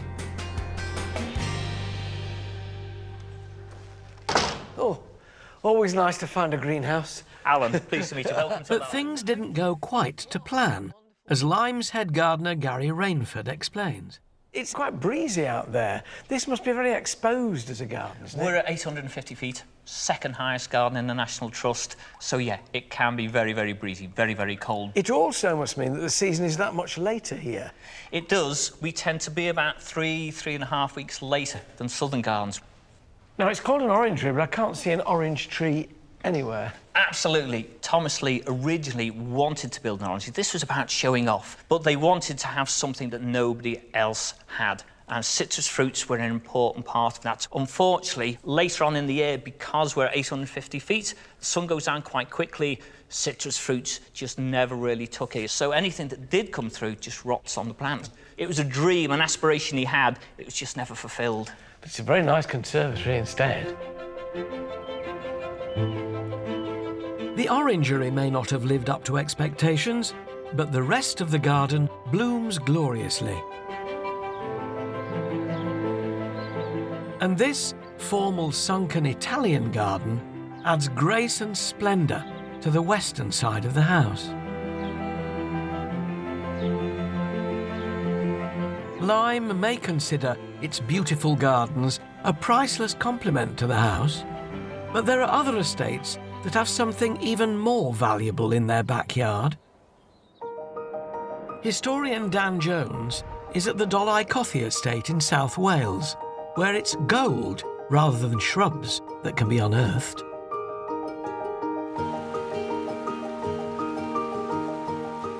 This beautiful, rain-drenched location is home to one of the most prized natural resources in the world, Welsh gold. It's been mined here since the Roman occupation. Worth 3 times the value of other golds, only the privileged few can afford it. Generations of royals have all worn pure Welsh gold wedding rings. So why is it so special? Mind yourself, it's a bit slippery. Archaeologist Claudine Gerard has been uncovering Dolycothy's extraordinary mining history. We've got some wicker baskets. High-tech. Oh, yeah, very high-tech. And some of this wonderful sheep's fleece. And today we're going to try our luck with a bit of gold panning, Roman style. I'm going to give this to you because you're the expert. So thank you very much. What are we going to do? So squat down when we're down, come on. And we're going to essentially take our wicker basket and our sheep's fleece and dip it in the water. Okay. Get it all nice and wet. And then you are going to scoop up a load of rocks for me, and we're going to start swishing it all round in this can. Why would the Romans do this? We're prospecting, essentially. We're looking to see if there is any gold in this area. So if there is gold, it will have been washed down and out of the sort of ground into the river, and we would find specks of it here. So this is like your first test if this is an area where you're going to find gold. Yeah. So we're just swishing it around in the water, acting like a sieve, and then what we're going to do is we're going to take it out, we're going to shake out all of the big particles, and hopefully any gold that's in there will be caught in the fleece. What am I looking for? So really, you're just looking for maybe something that's shining, maybe something. What about? Oh, that looks good. What's that there? That looks good. And that is actually, we wash it out, quite a big chunk of gold. I think it's gold. Well, Dan, sadly, I don't think it is gold. I think that's fool's gold. And what does that make me? Fool's gold glistens like the real stuff, but is actually no more than a type of iron and is practically worthless. But it often forms in the same place as gold. So finding it here is a good sign. And so it could be that that would be an indication that this is the place to dig your mine to get the real stuff out of the ground. Yeah, absolutely. OK, so there's reason for hope. Yes, definitely. That's all I need. Thank you very much. Wow, I feel kind of lucky. With fool's gold in the area, the Romans went on the hunt for the genuine article. In 74 AD, they began digging this, the Dolycothy mine. Hundreds of metres of tunnels cut back into the shale. Today, this mine gives us a glimpse of Roman gold mining methods. Emir Thomas has been researching the mines and is my guide as we head deep underground. The square cut tunnel we have here, very similar to what's seen elsewhere in the Roman Empire in Spain and Rome. So this shape tells us that we're in a Roman mine? Yeah, there's parallels here to other Roman workings. What techniques were the Romans using when they were here? The mine is clearly hand-driven because sometimes we can see pick markings. I can see some just here. These lines going straight across. So what were they using to make marks like this?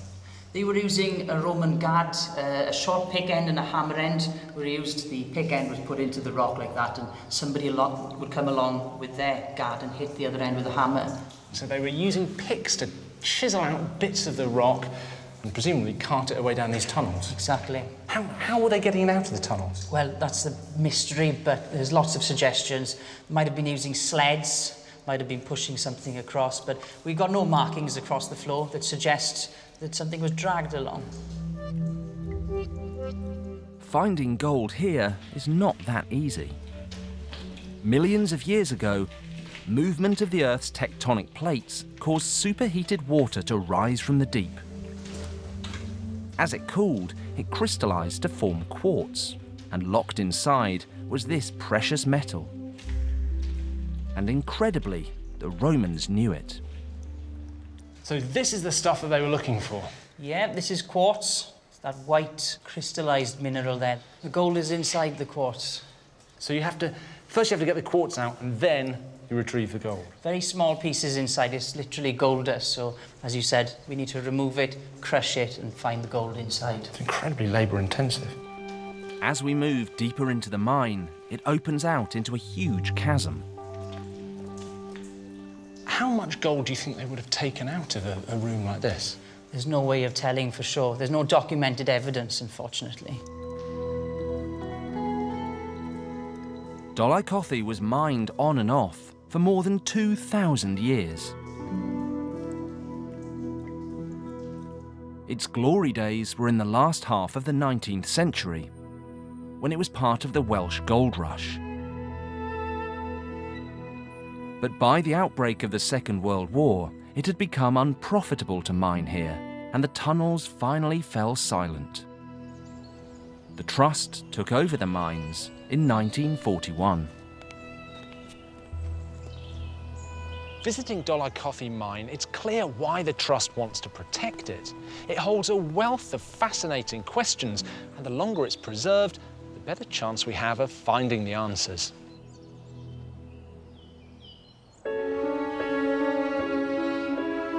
In a way, Thomas Lee had protected Lyme too, pulling it back from the brink, restoring this glorious estate to reflect his family's long and distinguished past.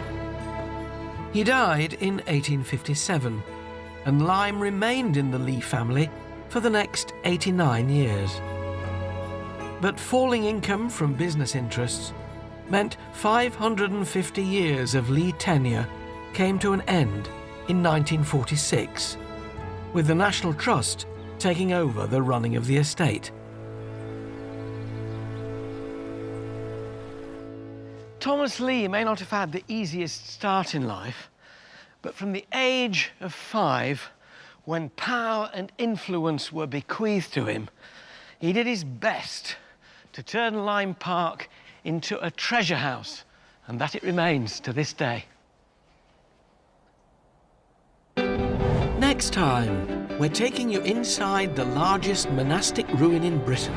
It's atmospheric now, but then it must have been powerful. The magnificent Fountains Abbey, to reveal its hidden secrets. This whole area is a graveyard.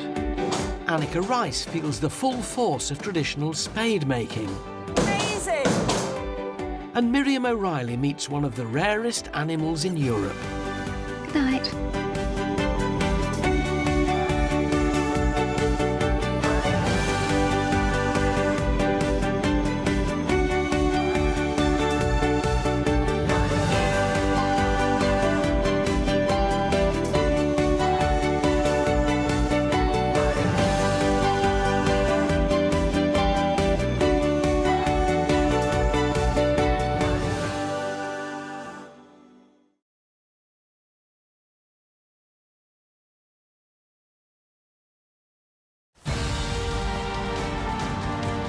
From magnificent country houses to monastic ruins. These are the landmarks and treasures that reveal our rich heritage and history. Oh. Grand country estates to the factories at the heart of our industrial revolution. These are the buildings, landscapes and stories that uncover Britain's amazing past. It really is living, breathing, isn't it? From the wilds of Snowdonia to the dramatic Dorset coast, Join me and a host of celebrities with a passion for the past as we explore the riches, treasures and secrets of one of our most loved institutions, the National Trust. From the prehistoric I have never found anything like this. to the present day, Congratulations. the Trust has given us behind-the-scenes and below-stairs access. Are we going right to the ground? To some of its finest buildings and locations. There was gold under these hills. We'll meet the people keeping our historic traditions alive. Incredible! And the experts revealing the lives of those who shaped our past. Oh, look at that. It really is a treasure house. This is our heritage, our history. Welcome to the secrets of the National Trust.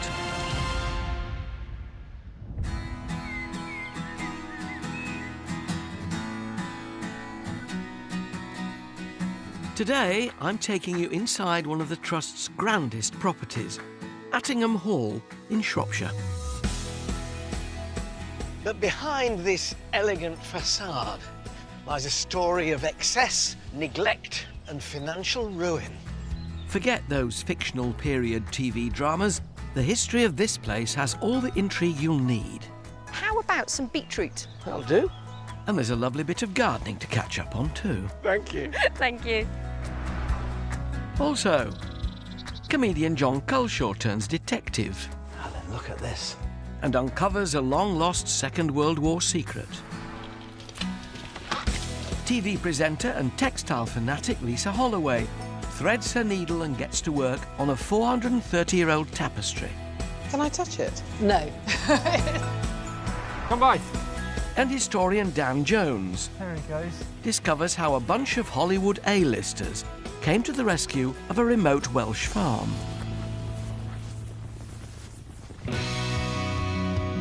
This is the impressive Attingham Hall.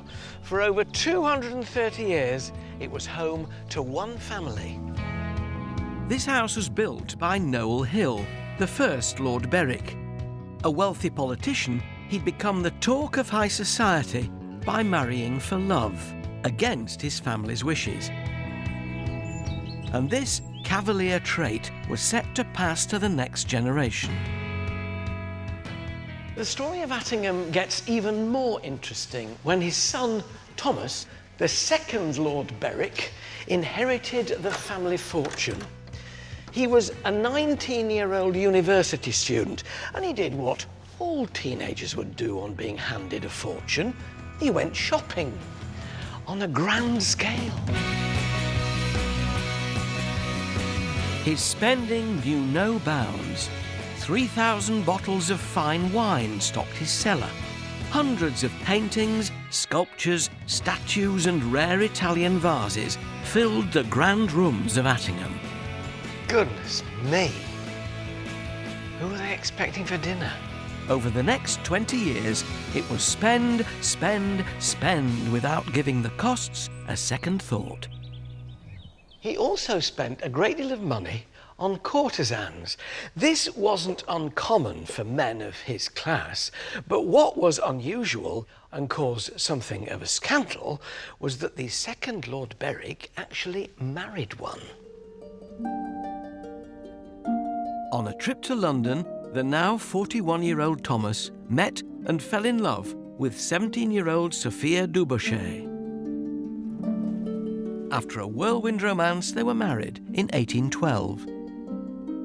But married life wasn't to have a settling influence on the wild spending. In fact, for Thomas and his new bride, parting with the family fortune seems to have become even easier. Over the coming years, the couple set about remodelling and refurnishing their home, as the National Trust's Arrayed Jones is showing me. Oh, this is delicate. Yes, this is the boudoir. I've never seen so many doors in such a relatively small room.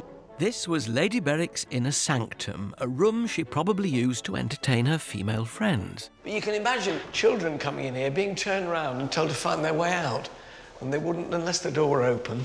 It's so beautiful. Lovely. Oh, really red and opulent, this. From the boudoir, the feminine space continues. And then, now, this is a monster. So this Obviously, the drawing room, yeah. The ladies would have withdrawn here after the evening meal in the dining room. So it's really the withdrawing room? Yeah. This drawing room shrieks wealth from every nook and cranny. But the Berwick's extravagant spending didn't stop there. So these are the bills? So they went to the opera, so we have a bill for the opera box. They thought nothing of spending outrageous amounts on lavish entertainment. And the list goes on. She also had lots of exotic birds, blue macaw, red macaw. She bought birds. Oh, yes, dear. You go and buy a few birds. And this is the bill for her harp, her music stand and stool. But this house has an architectural surprise. It's a home of two halves, one side decorated female, the other distinctly male. As we cross the main hallway, things change dramatically. Oh, my goodness! This is a dining room and a half. It was the custom in Georgian high society for Thomas to remain in the dining room after dinner with his male friends, probably quaffing port and smoking cigars, something that was never done in the presence of women. So this is the masculine bit, deep red. Deep red, very strong, bold colours. We've got some fantastic plasterwork up here, so you get a real contrast between the white, the dark red, and also the gold, which in the evening would have really come into its own. It's pretty much coming into its own on the table now. This is opulence. This is wealth, isn't it? Very much all about status. Yeah. Big, bold metalwork, and the fantastic Gillows furniture as well. And William Pitt, the Prime Minister, looking at you while you ate. Masculine, masculine, masculine. Walking through this house, I can really get a sense of Lord and Lady Berwick living their grand lives, perhaps hiding from the social scandal their marriage had caused. But there was one thing they ignored at their peril: that their wild, uncontrollable spending was stretching this great family's finances to breaking point.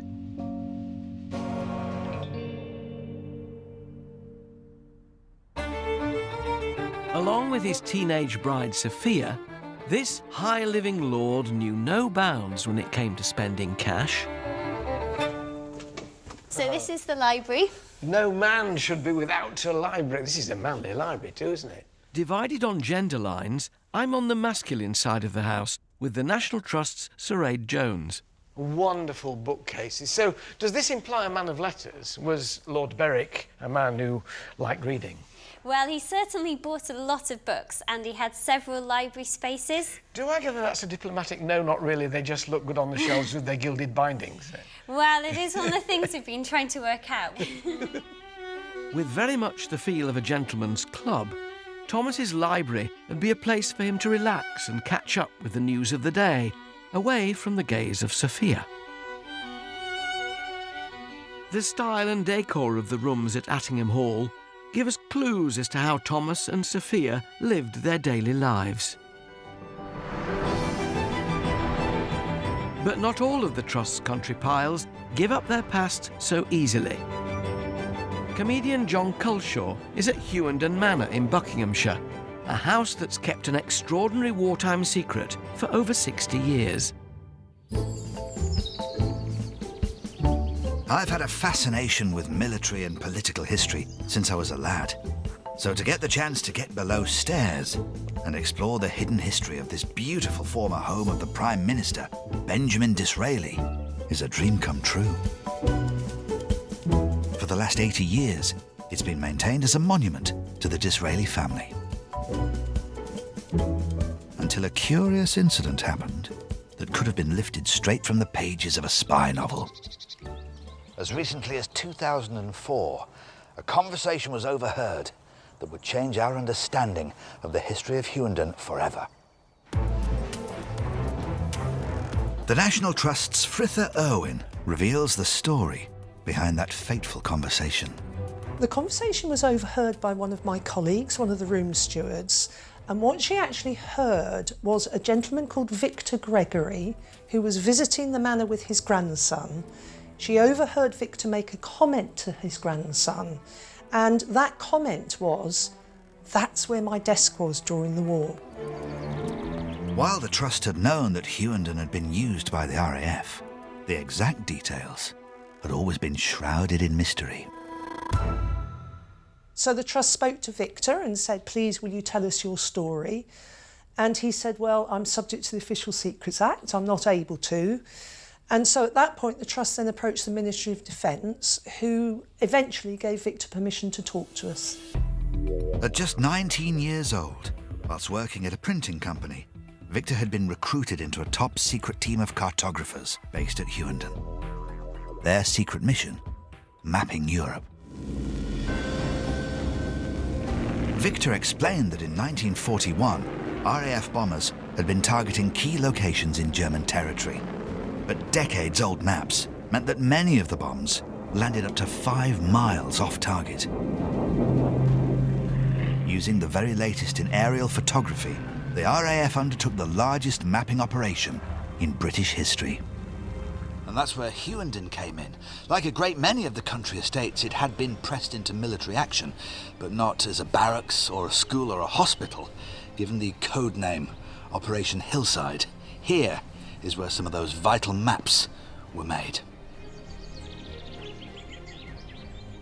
So Disraeli's lavish and peaceful country home. When the RAF moved in 1941, the beautiful paintings and furniture were moved into storage and replaced with draftsmen's tables. As word of Victor's story spread, more evidence came out of the shadows. This photograph, showing a group of men known as the Ice House Boys, helped unfold the story further. For it was here, in Hughenden Victorian Ice House, that the aerial photographic images were developed, enlarged and adapted to ensure more accurate bombing raids. Well, the target maps, of course, were based on photographs that were taken by aircraft based at Royal Air Force Benson, which is just over the border in Oxfordshire. So they would overfly either specific targets or just areas of enemy territory, take photographs, which then were used to develop the target maps for the future. There is no doubt that the work carried out at Hughenden, producing accurate and up-to-date maps, was giving Britain the advantage. Discretion, as always, was of the utmost importance. No one was to know what went on within these grounds, which is precisely why it remained a secret for over 60 years.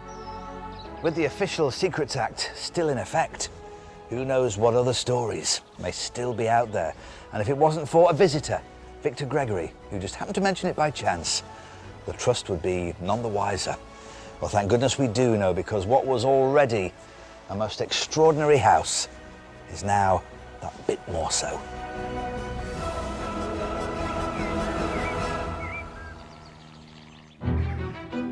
Exploring the stories and preserving our past is vital if we're to protect our heritage for future generations. Here at Attingham, it takes 50 full-time staff and almost 500 volunteers to keep this place in mint condition. Helen Rouse oversees the conservation work at the house, and today I'm helping her start the delicate process of restoration on this 500-year-old masterpiece. I'm getting more nervous by the minute. You're fine. Right. So, Alan, we're just taking the weight at the bottom of the frame. Yeah. It's okay to slide your hand up the side of the frame. Yeah. Okay. Yes. Lovely job. So, guys, if you just drop one of your straps. Are we going right to the ground? No, if we hold on to it now. Right. So we've now got it. It's you and me now. We're carrying it. It's you and me. Okay. We'll be fine. No So we're cause just for going to alarm. take it a short walk over here. Right. And then pop it down on these foam blocks. Just watch your feet there. Yeah. Either side. Cool. And then slowly lean it back against the T-bar there. We're down. Oh! There we go. We're fine. Oh, I had a Mary Rose moment then. And it's down. And I can see now it's very crackled. The surface is very uneven. It's the job of conservator Annabel Monaghan to preserve this precious work of art. The painting has been conserved probably several times in the past, and it has quite a sort of mottled appearance because of all these different areas of retouching and overpaint, and then all that is covered by a very yellow and discoloured varnish. Now, when furniture's being restored, they often talk about, oh, you've removed all the patina, it looks far too new. Is that something that you have to be careful of? You don't want this painting to look as though it was painted yesterday when you finished your work? Or do you? No, it never will, because it's aged and the paint has aged. But it will look better than it looks now. It will look better, and the colours will look hopefully more original to how they were when the painting was first made.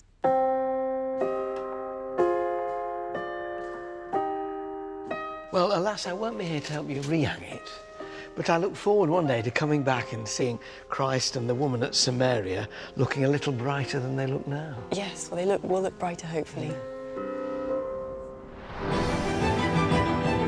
Restoration is one of the Trust's key roles, including looking after over 65,000 priceless fabrics across all its properties. TV presenter and textile fanatic Lisa Holloway is heading to Alton in Norfolk, where a 430-year-old tapestry is in need of some TLC. I've always been fascinated by textiles and fabrics, and I'm on my way to the Trust's world-renowned textile conservation studio. If it needs restoring, this specialist facility is where it comes. From James II's state bed to Elizabeth II's embroidered coronation panels, it's the job of 8 of the planet's best conservators to bring them back to their former glory. And lucky me, as I'm going to be working with them. Hello, Mariah. Hi, Lisa. Nice to meet you. This exquisite tapestry is just one of 13 from the Long Gallery at Hardwick Hall in Derbyshire. It's in for a full 2-year restoration under the watchful eye of head conservator Mariah Jordan. Come and have a look at this tapestry. You can see that there are areas of weakness here. Yes, I can see the little holes. And here, particularly badly, Yeah. where we've lost the wool and the silk. In order to help it, it goes onto a linen backing, Okay. which then gives it a sort of second skin. Makes it stronger. Exactly. And all our stitching is then done through that linen. When it was first commissioned, this near 28-foot wide tapestry would have been a riot of colour, an ultimate expression of wealth and power. And would one weaver have done a bit and then another bit, or did they have different weavers to do different bits? There were a variety of weavers, and obviously when you started off, you were rather given a nice bit of sky to do, which was... The boring bit. Yes, which nevertheless does have shading in it, as you can see. Yeah. But when it comes to these beautiful heads, that is really skilled to get exactly the right amount of shading, to give the curls, to do the outline of his ear, to do his eye and his beard. His beard's it's gorgeous, absolutely isn't it? fabulous. Yeah. That's a master weaver. Yeah. Can I touch it? No. Damn.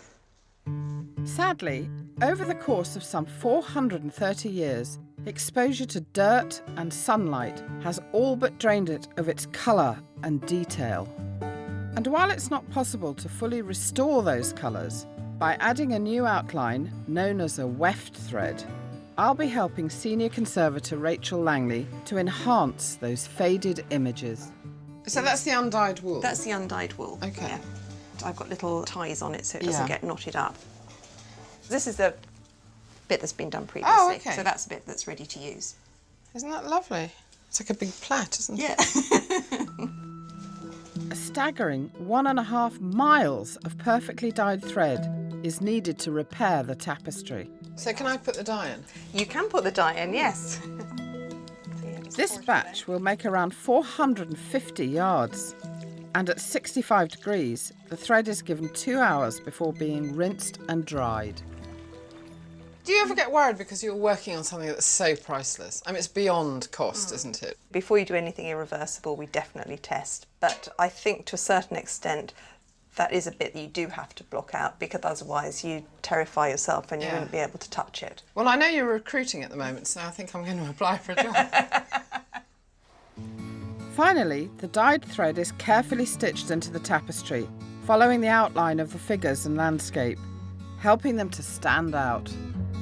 Coming here today, I was already fascinated by textiles and colour and pattern, but having seen the work they do here, it's absolutely changed everything. I am so excited by it all because you can almost feel the people that made it.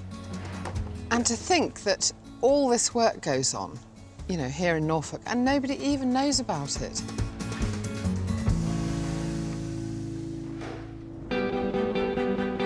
I'm at the grand and imposing Attingham Hall, a stately pile that's witnessed scandal and financial ruin, all at the hands of one aristocratic big spender, the second Lord Berwick, Thomas Hill.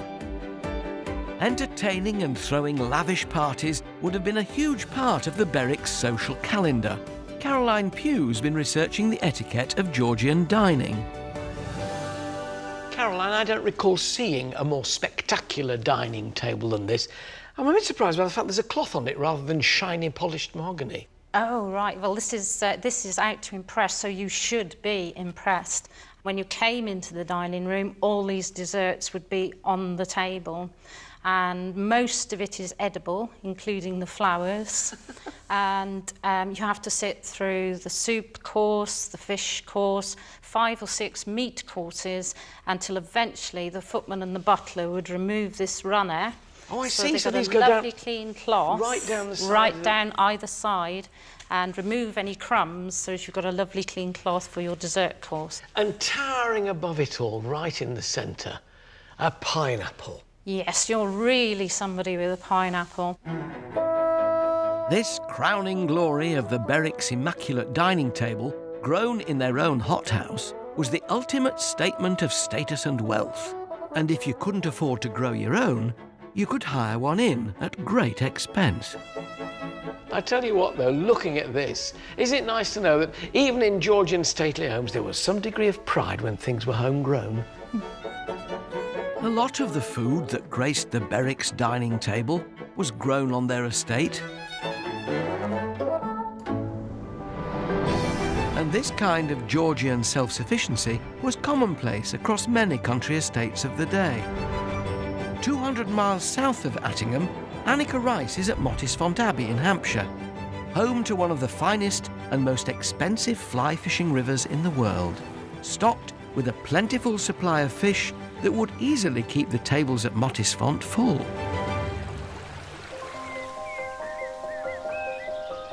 You'd be hard-pushed not to be impressed by this gloriously romantic-looking house.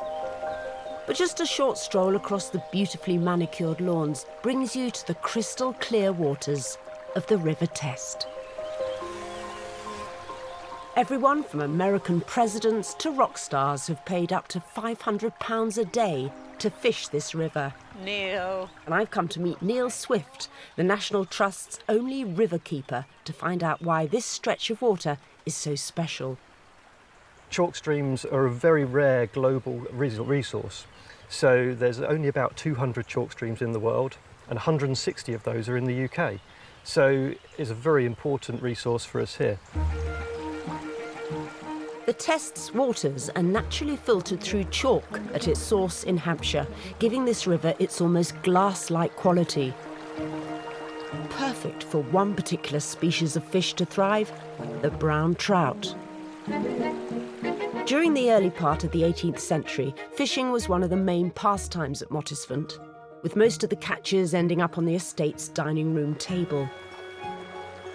Today, though, the attraction is less about fine dining and more about an historical claim to fame, because this stretch of the River Test gave birth to the sport of modern dry fly fishing. There is the most idyllic hut I think I've ever seen in my life. It's rather beautiful, It's isn't it? stunning. So that hut is often known as Halford's hut, and he's known affectionately in the fly fishing world as the high priest of dry fly fishing. In 1905, Frederick Halford leased this breathtaking stretch of the River Test. For 10 years, he indulged his passion, casting his line out over these waters. The books he wrote here became the definitive guides for this type of fishing. So what I'm doing now is casting upstream to spots that I think there might be a fish. So you're really sort of playing the stream. It's a kind of constant activity, isn't it? Absolutely, especially in fast water like this. So I'm constantly putting the fly back out there into spots where I think there could be a fish. He makes it look so easy. I'm dying to have a go myself. Until about 3 o'clock. And that's the motion we're going to be using to flick that line and the fly out towards where we can see those fish over there. It can cost a small fortune to fish on this river, so this is a real treat. Oh, we're in the tree. Oh, that's so disappointing. Rubbish. It's just not working at all. Oh, and we're back in the tree. Oh, no! Whatever happened to beginner's luck? Sorry, Neil. That's all right. Very important. I've got a fish. Oh! Sorry, Annika, there's a net up against the other side of the hut. Right, pop the net down in the water like that for me. OK, it's coming now. Net in the water, net in the water, net in the water. Oh. There it goes. Beautiful. We've caught ourselves a lovely River Test brown trout. Oh my God, that was just all action. Most of the catches here are put back. Let him fight another day and someone else can have the pleasure of catching him. There he goes. With the sky-high prices to fish here, I'm wondering if there's a special celebrity service. Is this the moment where the drinks trolley clinks along? Well, I'm afraid we don't have a drinks trolley, but I do have a pork pie in my bag. Oh, if you'd like to share, we can head back to the hut. Smoothie, you! I wondered what you had in your interesting-looking sack.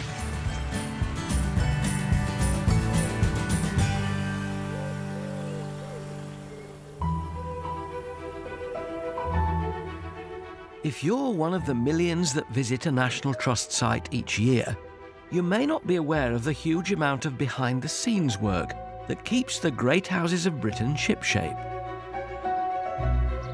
Here at Attingham, the gardens are still used and haven't really changed much since the days of the second Lord Berwick. I'm here to meet head gardener Catherine Dowd to discover just how vital this 2-acre site was to the running of the house. Catherine. Hello there. Now, they've sent me down here with my pineapple to your wall garden, saying go and see Catherine, she'll tell you how to grow pineapples. Yeah, well... So where are they? Yeah, they're just in the pinery. We've got the pinery and the vinery here. Now, I don't want to disappoint you, but I'm afraid we don't grow pineapples anymore. No. No, afraid not.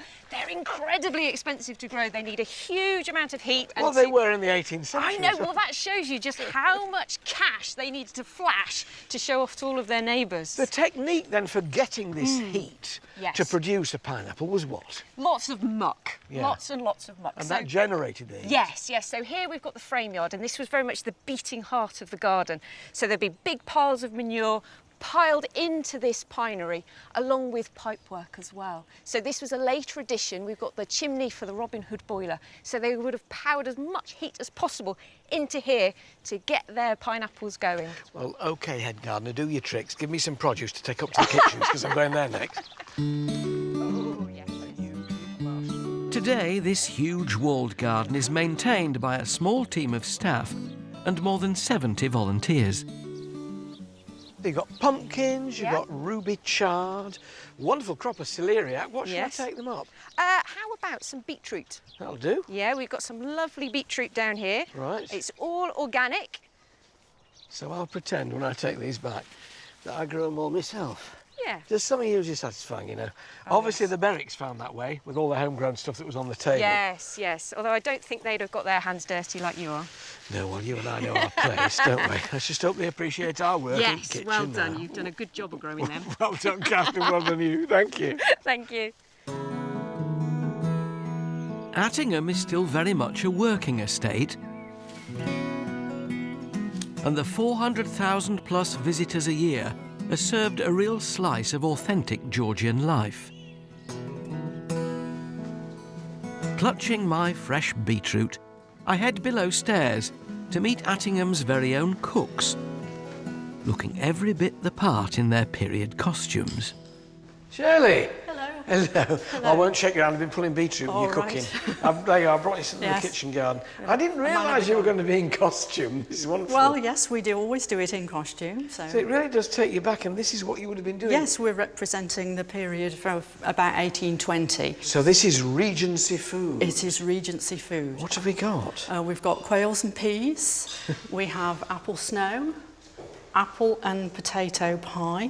And this glorious one in the This middle. one, yes, this is venison. That's very special. Hence the deer Yes, on the top. of course. Can I help you with anything? Yes. Life in the Berwick's kitchen was tough. Push it through the tammy. One particularly mundane task was tammying or straining food. In this case, I'm having a go at preparing vegetable soup. It was quite tedious, a lot of kitchen Oh, work. it was. Can you imagine pushing meat through this? Oh, crumbs. Some interestingly flavoured ice cream desserts would also have graced the Berwick's dining table. So what goes in here? We make a custard, which can be flavoured with all sorts of things. Ooh. Was that very old? No. It's a bit cheesy. It is cheesy. I was expecting ice cream. It is. It's Parmesan ice cream. Parmesan ice cream? Good Lord, I thought it was only Heston Blumenthal who did that. No, They were doing it in Georgian time. It's a recipe from 1817. Do I pour this in there? Pour it in There's there. ice all the way around. It's ice and salt round there. That's such a shock. That served me right. I thought I shouldn't have done that, should I? Right, OK. That's it. So that goes in there. Mm-hmm. And you pop the lid on. And then another tedious job. What? You just have to keep twisting this now. You're joking. So can I taste the finished thing? Does it... It's not gone off, it's not set. No, it'll take quite a long time in here because we've got the firelight, so it is this what actually it would have would- been made in the dairy, so... Oh, would it? May I? Thank you very much. I hope it tastes better now than it tasted when I stuck my finger in. It's completely different when it's frozen. Yes, it's so much nicer, isn't it? Oh, it's delicious. Oh, I'm dribbling. You wait until I see Mary Berry again, I'll give her my recipe. Thomas and Sophia Hill were living the dream. By the early 1800s, the estate had grown to 8,000 acres. Beautiful. Sumptuous rooms were stacked with fine art.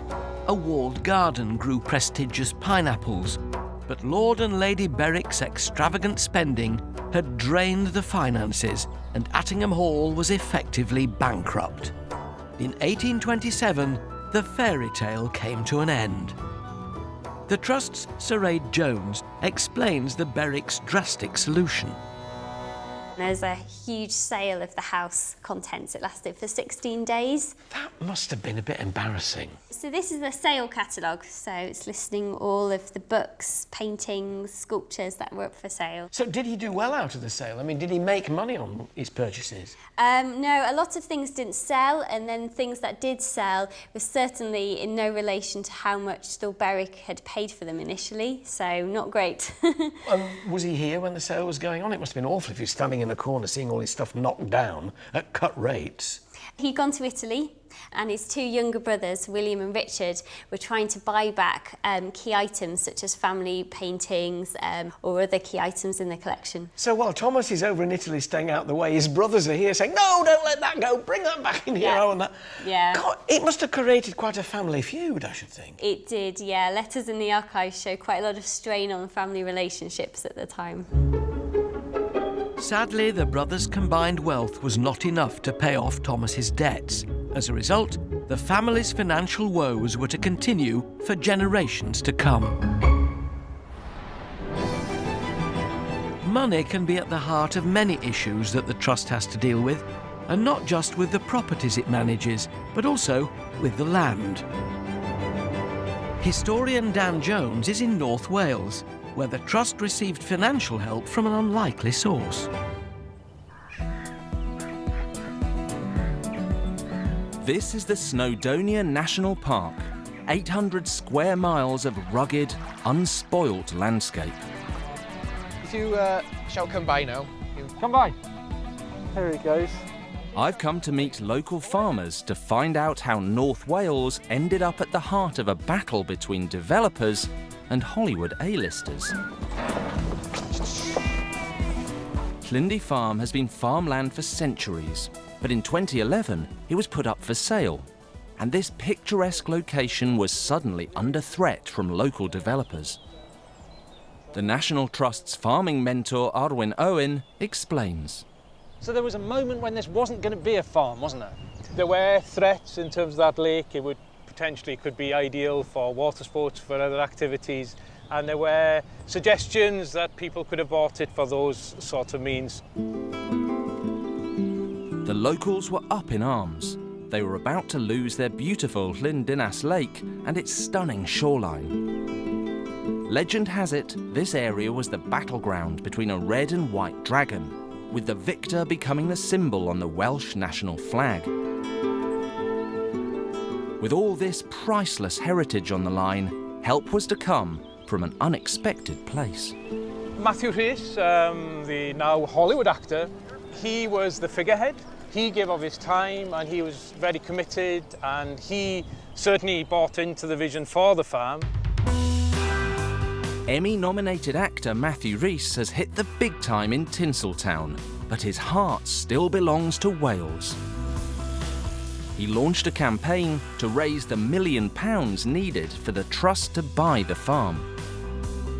A vast majority of my family are farmers, so it's certainly a project that's close to my heart, to preserve it for other generations. I think that's where its importance lies. He was soon joined by fellow Welsh actor Catherine Zeta-Jones, and public support swelled. In the end, 20,000 people dug deep into their pockets, and Llyndy was saved. Incredible how, when you tapped into that public goodwill towards here, how they were prepared to actually support the effort and to give so generously towards it. So in a sense, the farm's been saved by the people for the people. Yes. But saving Llyndy was more than just about preserving a slice of natural beauty. Over the past 5 years, it's been a training ground for the next generation of young farmers. Go stand there and they shouldn't just draw back by you. They don't seem to take any notice of me at all. Fresh out of agricultural college, 25-year-old James Evans has been given the chance to run Llyndy for 1 year. It's hard to get on the farming ladder, and this gives you that vital experience which you need to go on and have a farm of your own. Today, I'm helping James tag his sheep. Just hold the ear in the middle. Just about there. Got him? Yeah. There's another tag for you. If you put that one in the right. This is probably one of the hardest places to farm, I believe, in the whole of the United Kingdom. I think if you could manage this for a year, I think you could manage anything.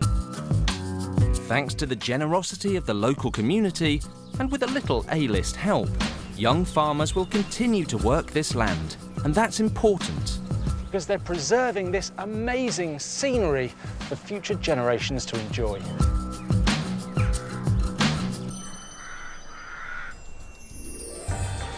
It's great to see people power in action, saving a local landmark, but sadly, Attingham Hall was not to enjoy the same generosity in the 19th century. Many of the priceless pieces of art were sold off. Thomas Hill was never to return to Attingham. He died in Italy in 1832. The house was inherited by his younger brother William, and over the years, future generations restored the rooms and filled them with furniture and fine art. Attingham remained in the family until 1947, when the 8th Lord Berwick, having no children to inherit the house, left the property to the National Trust in his will. Wow. And to this day, it remains one of the most generous gifts the Trust has ever received. The decades-long conservation work at Attingham has revealed a family history besieged with flamboyant living and rampant spending at the hands of the 2nd Lord Berwick, Thomas Hill. He may have effectively almost bankrupted the place, But what he also did was to give it a kind of style and grandeur, which makes it such an impressive part of our history. From beautiful rivers to priceless art, from war heroes to unspoilt land. As we live our lives in a busy modern world, the Trust's secret treasures link us with our past. It's our history, our traditions. This is our story. Next time, I'm going behind the scenes at Quarry Bank Mill in Cheshire. Oh, rules! To discover the harsh realities of the Industrial Revolution. It would be relentless, people working for 12 hours or more. It was virtually slavery. Dan Jones reveals the lives of our prehistoric ancestors. This actually looks rather like a kind of dragon's claw. And Oz Clarke gets hands-on with some Civil War weapons. It really is living, breathing, isn't it?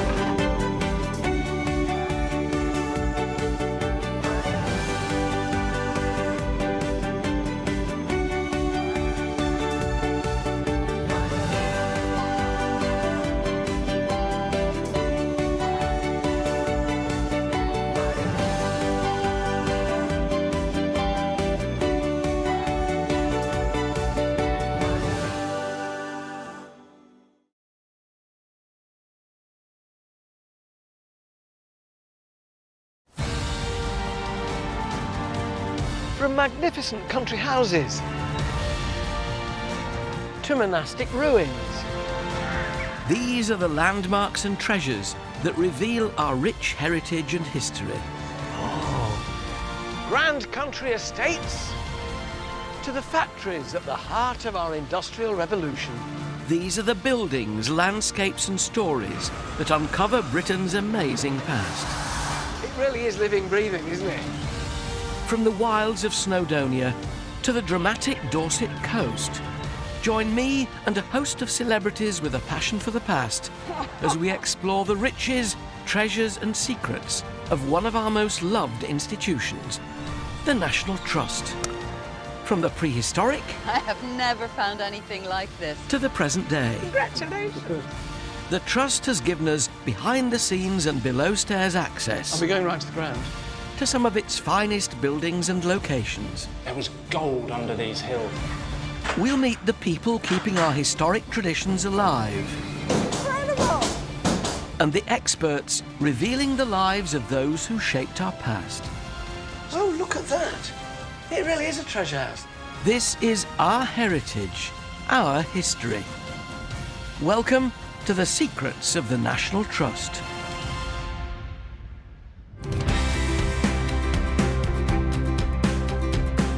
Today we're taking you inside one of the world's first factories, Quarry Bank Mill in Manchester. It opened in 1784 and operated continuously for 175 years, producing vast quantities of cotton thread and fabric. Now a working museum, visited by almost 200,000 people a year, Quarry Bank is one of the best preserved textile mills in the world, giving us direct access to our manufacturing heritage. We'll be taking you back in time. To meet the people, many of them as young as 9, at the heart of the Industrial Revolution. And exploring other turning points in our history. Oz Clarke gets hands-on with the weaponry at the heart of a military revolution, the English Civil War. That's fantastic. Dan Jones joins an archaeological dig, revealing the secrets of a long-lost culture. This actually looks rather like a sort of kind of dragon's claw.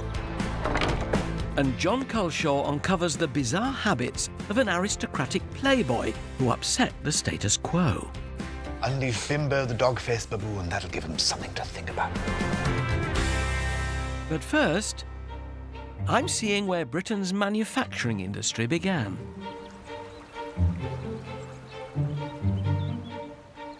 This is Quarry Bank Mill on the outskirts of Manchester. In the 18th century, this cotton mill was one of the largest factories on earth at a time when the very idea of a factory was a radical new concept.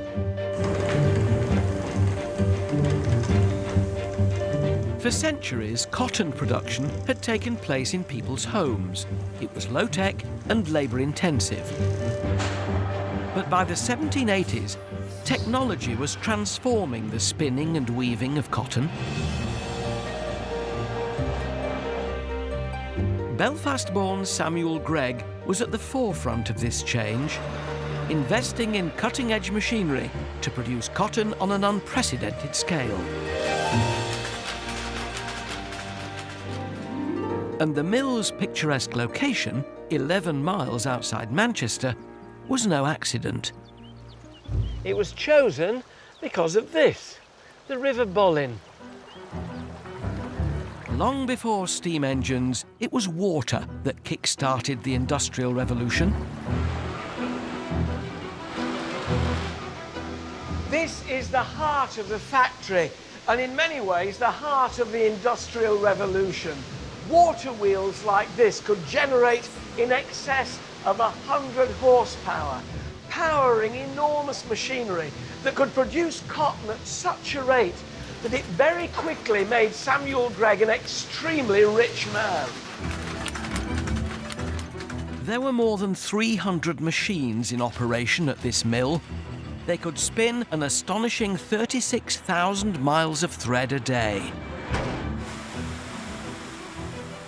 Claire Brown is introducing me to this game-changing technology. This is our spinning mule. Mule? Yeah, so this is actually spinning the threads. There's 560 spindles on here. So imagine that you've got 560 women all spinning at the same time on a spinning wheel. This is what this is equivalent to. Oh, gosh. This exponential increase in production was the death knell for handmade textiles. Hand spinners and weavers were out of a job. But these groundbreaking machines didn't run themselves. They needed an army of mill workers to keep them running round the clock. At its peak, 500 people worked here. So when this room was full of people, all the looms going, paint me a picture of what it would have felt like, what it would have been like to have worked in here. Well, working in the mill would have been very hot and humid because that was required for the cotton. It would have been very dusty. We're talking long hours, people working till, for 12 hours or more. So it would be relentless. It's very repetitive work, very, very tiring. Conditions were brutal. Even more so when you learn that nearly half these mill workers were children, risking their lives around dangerous machines. This was indeed the dark side of industrial progress. Quarry Bank Mill has sat here on the River Bollin for more than 230 years. It was one of hundreds of cotton mills at the forefront of the Industrial Revolution, churning out thousands of miles of fabric every year, helping to turn Britain into an industrial powerhouse. But beyond the impressive mechanics and deafening noise, there's a heart-rending story of the people who worked here. Most of them unskilled and unpaid, who were prepared to work in dangerous and difficult conditions in return for food and board. So began a generation of child factory workers. Some as young as 9. Claire Brown is an expert on their working conditions. Were they well paid? I think the simple answer to that is no. If you're a child, you don't get any money. What you get is a roof over your head and food. So that was it. So it was virtually slavery. Euphemistically called apprentices, these children were at constant risk of injury from the dangerous machines they worked around. The worst machine to work with is actually the carding engine. If your hand feeds in with the cotton, then it's called degloving because it strips your hands of flesh and skin. So it's like taking a glove off. Oh, if it's my taking your skin off. goodness! Shivers down my spine. But the most notorious machine was the spinning mule. It's a sort of nightmarish machine, really. I find it very scary, all these cogs. And it must have been very dangerous to operate, wasn't it? It was definitely very dangerous. I mean, you would have 5 people working in here, so Along this row. You'd have your mule operator who was looking after several mules, but then he would employ what were called pieces. So they would be men who mended the broken ends, so you might have 2 of those, and then you would have small pieces as well, which could be children. Now, they would be piecing up, they were mending the ends by walking back with the machine, so that's very dangerous. If you tripped up? Well, it would literally run over you. Goodness. I'm having a go, thankfully with the machine stationary. So they're the broken ones? Yeah, so we have 2 broken ends here, so you need to find the thread first of all, and you're going to piece that by twisting the 2 together. Like So now they're joined on, and they would have done that while it was moving? Yes, they would.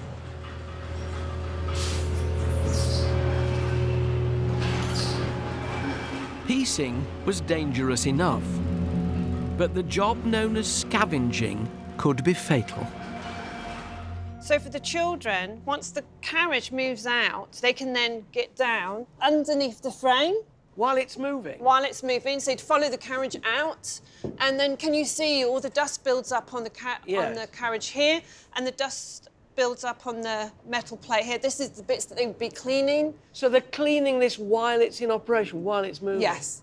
They then have to get out of here before this comes back in, so they have to listen and know when the changeover is. We had a young boy called John Foden who was working under a machine like this. He was cleaning, and we don't know exactly what happened, but we know that he didn't get out of the machine in time. The carriage moved back in, and it squashed his head between the roller beam and the carriage, and killed him outright. He was only just 12. Gosh, times you just don't want to go back to. Safety was secondary to profit and output in the white heat of the 19th century's Industrial Revolution.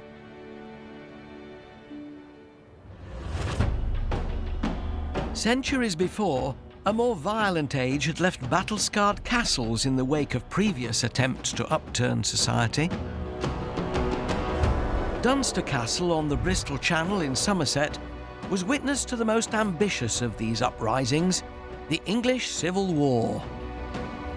Wine expert and amateur historian Os Clarke headed there to reveal its part in this 17th century military revolution. This is the perfect site for a castle. Impregnable, impenetrable. It still stands magnificent. The first stone castle here was built just after the Norman Conquest, one of the original Motte and Bailey castles. Dunster's gatehouse is all that remains of the 12th century castle, and this has borne witness to some of the bloodiest scenes in the castle's history, never more so than during the English Civil War.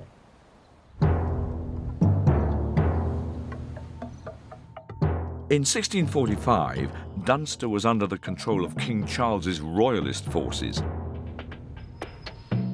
Outside the walls, the opposing Roundheads laid siege to the castle and thought they'd capture it in no time. I'm learning about their strategies from Martin Harborne. They had a brand new publication, and that was the Manual of Warfare. It told you exactly how to take a castle on a hill. Describe what I'm looking at here. All the cannons are pointing at the same point of the wall and firing simultaneously. And low down the wall. Low down, to knock the bottom of the wall out so the top would come tumbling down. So cannons, were they not particularly accurate at that time? Not particularly, no, but they would get a range within 2 or 3 cannon fires of more or less. So if you have 40-odd cannons all firing simultaneously at the same point, it's going to give that warmth into the wall. Fire! These devastating cannons weren't the only weapons used by the attacking forces. They were also equipped with the 17th century's most up-to-date firearm, the musket. I'm learning how to load one. That goes in there. The Roundheads could do this in just 30 seconds. Straight down? Straight down. Yeah, that's it.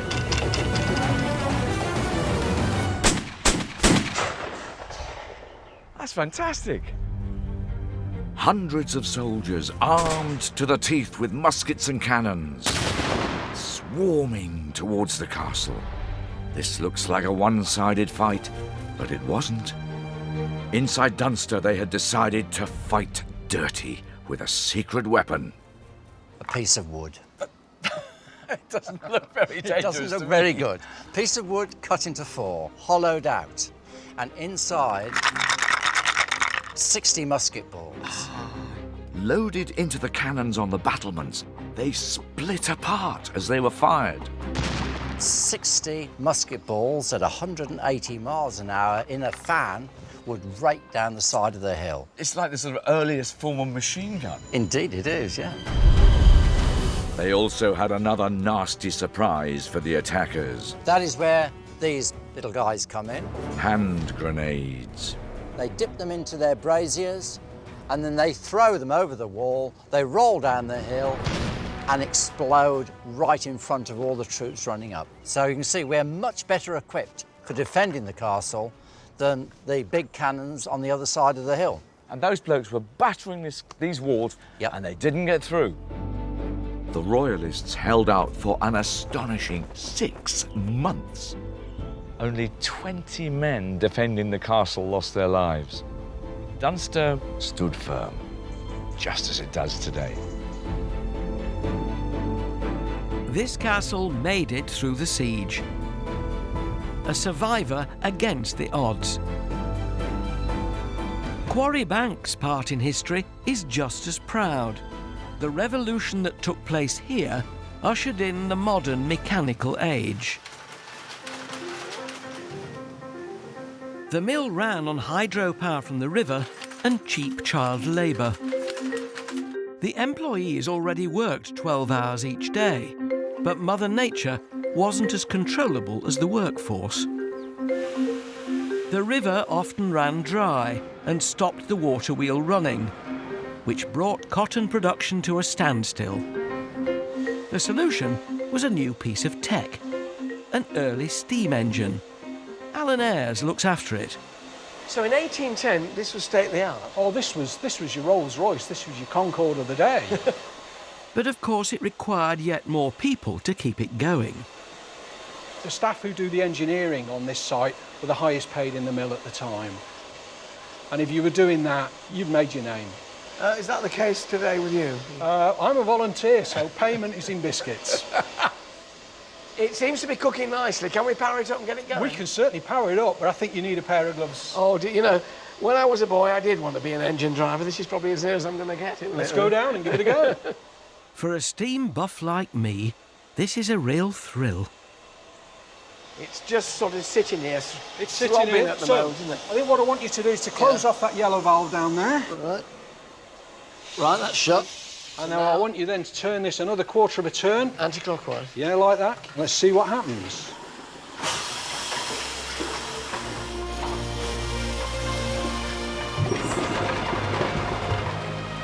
It's moving. Way. It really is living, breathing, isn't it? There's a humanity about these machines, isn't there? It's amazing. Steam gave Samuel Gregg a consistent power supply and transformed this mill into one of the largest and most productive in Britain. To celebrate his wealth and pride in his factory, he built his family home right beside it. But while the Greggs lived comfortably and in some style overlooking their mill, further up the hill, the unpaid workers, well, they had rather a different life. I've come here to the apprentice house to find out what life was like for these child labourers, from archive manager Ali Silica. This is Spartan in the extreme, isn't it? No interior sprung here. Gosh, box beds. How many to a bed, Ali? There would have been two to a bed. Goodness me. And really basic. And crammed in, presumably. Yes, there would have been more beds here, yes. After a 12-hour working day in the mill, the children came back here and did their schoolwork. The boys learned to read. The girls did embroidery. So how many apprentices altogether would there have been in this house? At the peak, it would have been between 90 and 100. In this one house? In this one house. Who was looking after them in here? There would have been a superintendent, so someone who would look after them, usually a married couple. They would buy in the food, ensure that the washing was done. Goodness me, it's just, it feels really kind of austere and chilling almost. Life here was punishing, but hard as it was, it offered children a roof over their heads and gave them a trade that could become a job for life. Poor parents who couldn't provide for their children often applied to send them here. Ali has some poignant evidence. This is a letter which was sent from a man called Peter Jackson, and he's written to the clerk at Quarry Bank, asking if there was any space to bring his 2 daughters. You're aware that I have 2 daughters. I know well that the means I have at my disposal will neither feed nor educate them, and I hope to be successful, viz.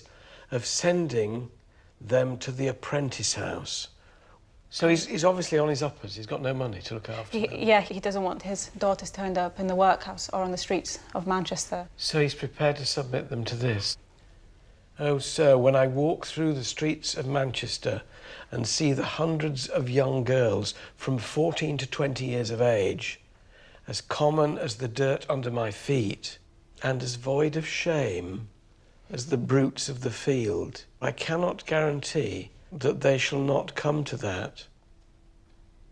This is just a man who's at his wit's end, isn't it? I'm a father of 2 daughters. This is a father of 2 daughters, and he's sending them to this because that's his only option.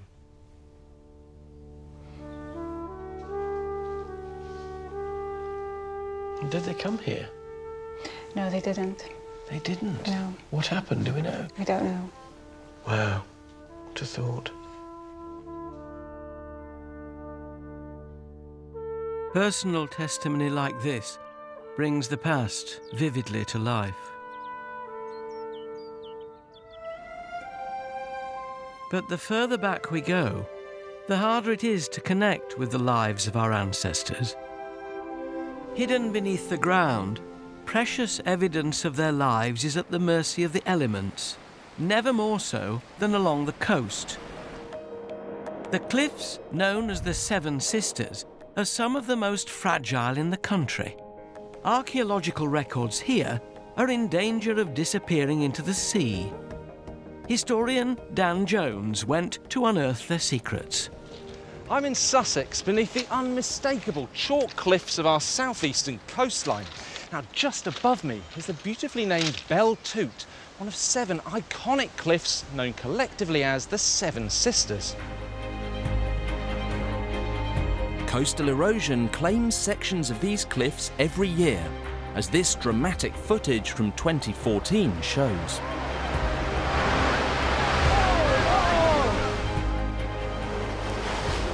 In prehistoric times, this was home to a group of people belonging to the Beaker culture. They lived in a hilltop settlement here. And with each rockfall, priceless evidence of their day-to-day existence is vanishing forever.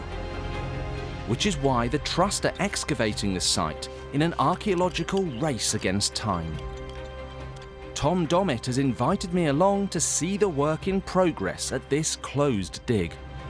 So, when the Beaker culture arrived, what would this place have looked like? Well, 4,500 years ago, this place would have been about 2 kilometres inland. 2 kilometres? 2 kilometres, yeah. That's amazing. The rate of coastal erosion has left us looking at a landscape that is very, very different from that which the people who lived here would have experienced. And presumably, I mean, there's a physical risk, isn't there, that this is all going to fall into the sea? I mean, not next year, but soon. Eventually, we have to accept we are going to lose this site. So it's dig it now or lose it forever. That's it. This is a rare opportunity to excavate a prehistoric site. 60 volunteers are searching for fragments that will reveal the lives lived here more than 4,000 years ago. What's happening here? These little bags are marking the spots of all of the finds, the artefacts that are coming out from this layer. Can we have a look at some? Yeah, let's take a look. Oh, there you go. Wow, this actually looks rather like a sort of kind of dragon's claw or something like that. But what is it? It's a beautiful flint tool, a piece of worked flint. In this case, you can see the sickle shape of it, and you quite rightly hold it in your hand that way. So what might it have been used for? Well, it's a perfect cutting tool, particularly for, say, harvesting grain, harvesting wheat. I'm going to see if I can find anything, with the help of Buffy Bennett, who's already been digging here for a week. Can I have a go? Yeah, of course you can. So am I doing it right? Because I don't seem to have come across anything so far. No. I was expecting instant gratification. It can take hours. It's painstaking work. Finds are few and far between. Have you found anything No, yet? I found absolutely nothing. I mean, I may have swept an entire beaker into the... into the ocean. I mean, I found a tiny fragment here, but I don't know what that could possibly... Ooh. That's a fragment of chalk. Fragment of Sorry chalk. about this. We're not interested in the chalk, people? No? No. That's a shame. But keep going, you will. Going. You'll definitely find something.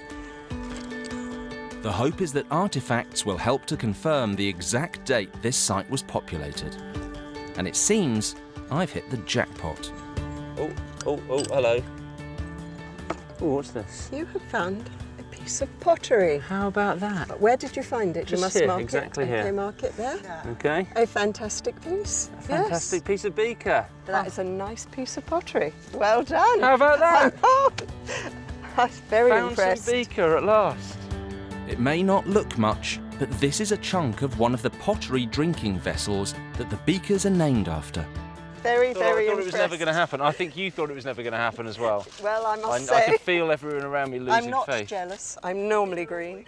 But that... That's the best piece we've found all It's week. actually quite isn't nice, it? isn't it? Well, let's bag it up. Bag it up. It turns out I've stumbled on the largest piece of pottery the team have unearthed on the entire site. Beginner's luck. Well done. Now keep digging. Oh, right, okay.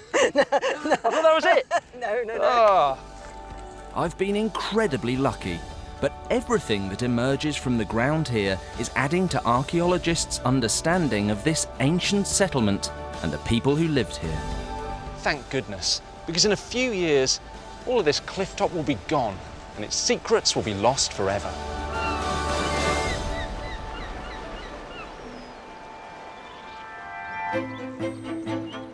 The secrets of 19th century Quarry Bank Mill are better documented and easier to access because the evidence is still here to see.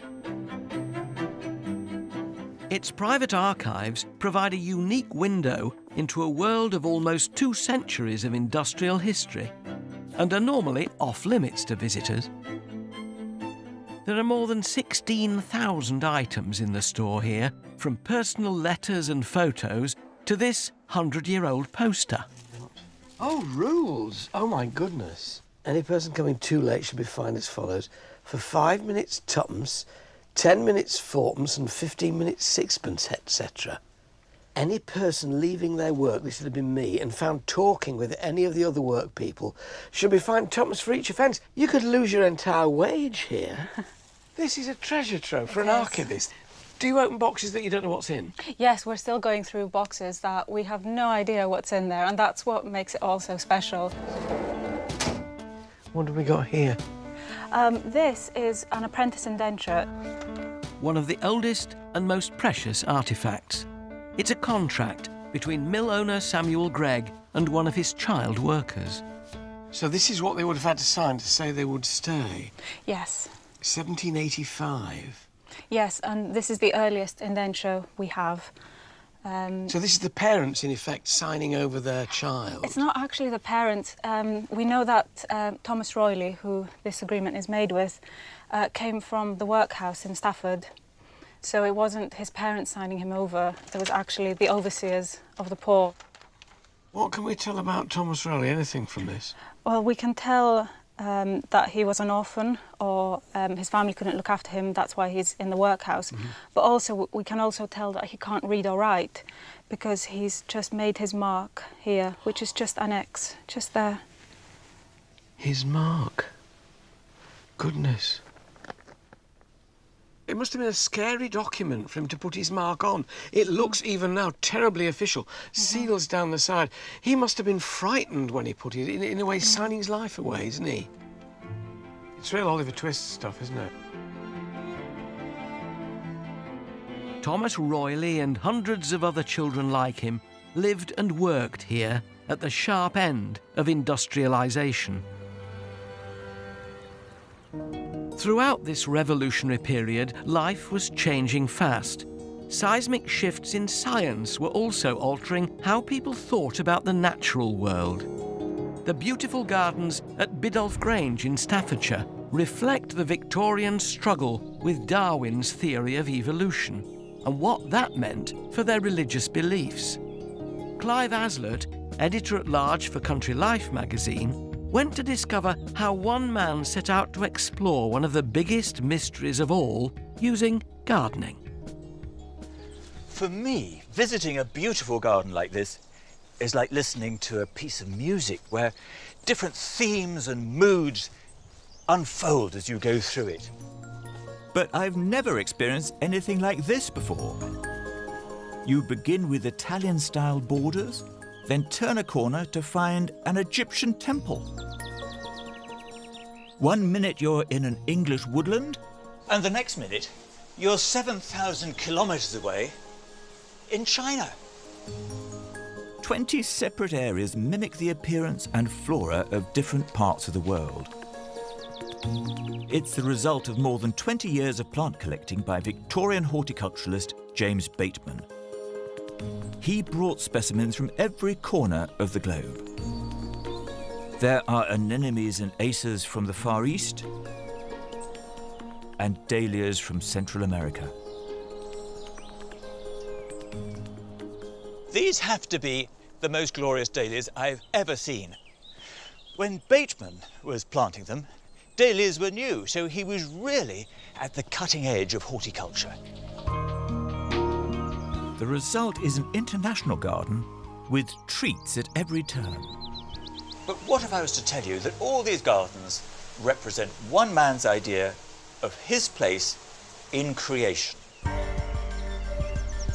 This place was Bateman's attempt to prove the existence of God. The evidence is in an astonishing fossil gallery that was originally the entrance to the garden. Paleontologist Nigel Larkin is restoring it. Nigel, hello. Hello, how are you? Hello. This is quite a strange space, isn't it? Holes in the wall here, bits of stone sticking out here. What's going on? Well, this is a unique gallery. There's nothing else like this anywhere in the world. Bateman created this in 1862. And Bateman grew up as someone who's a Christian. He believed in the Bible. Then suddenly all these fossils are being found when people are mining for coal, that kind of thing. As a Christian, Bateman believed that God created heaven and earth in 6 days. But with the discovery of fossils showing gradual evolution over hundreds of millions of years, he had to reconcile his religious belief with the scientific evidence. He started saying that maybe these days in the Bible weren't literal 24-hour days, but periods of time during which these animals, may have evolved, if you like. So he's trying to marry the fossil record with the biblical story in Genesis. Down the gallery you have days 1, 2, 3, 4, 5 and 6, and then you would actually normally enter the gardens this way. You'd pass through these days of creation and end up in the Garden of Eden. The world as it is now, you see. All this was leading to the garden, which was supposed to represent the 7th day of creation, when God rested. Biddulph Grange is a garden of wonder and delight. And how fantastic it is that this is being restored so that future generations can understand James Bateman's thinking. A Victorian attempt to marry religion and science. Its beauty needs no explanation.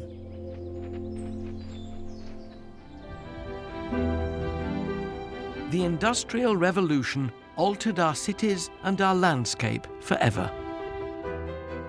When Quarry Bank was built, the surrounding Cheshire countryside was populated with little more than a few farmhouses. 20 years later, it was a thriving industrial hub. But mill owner Samuel Gregg had a problem.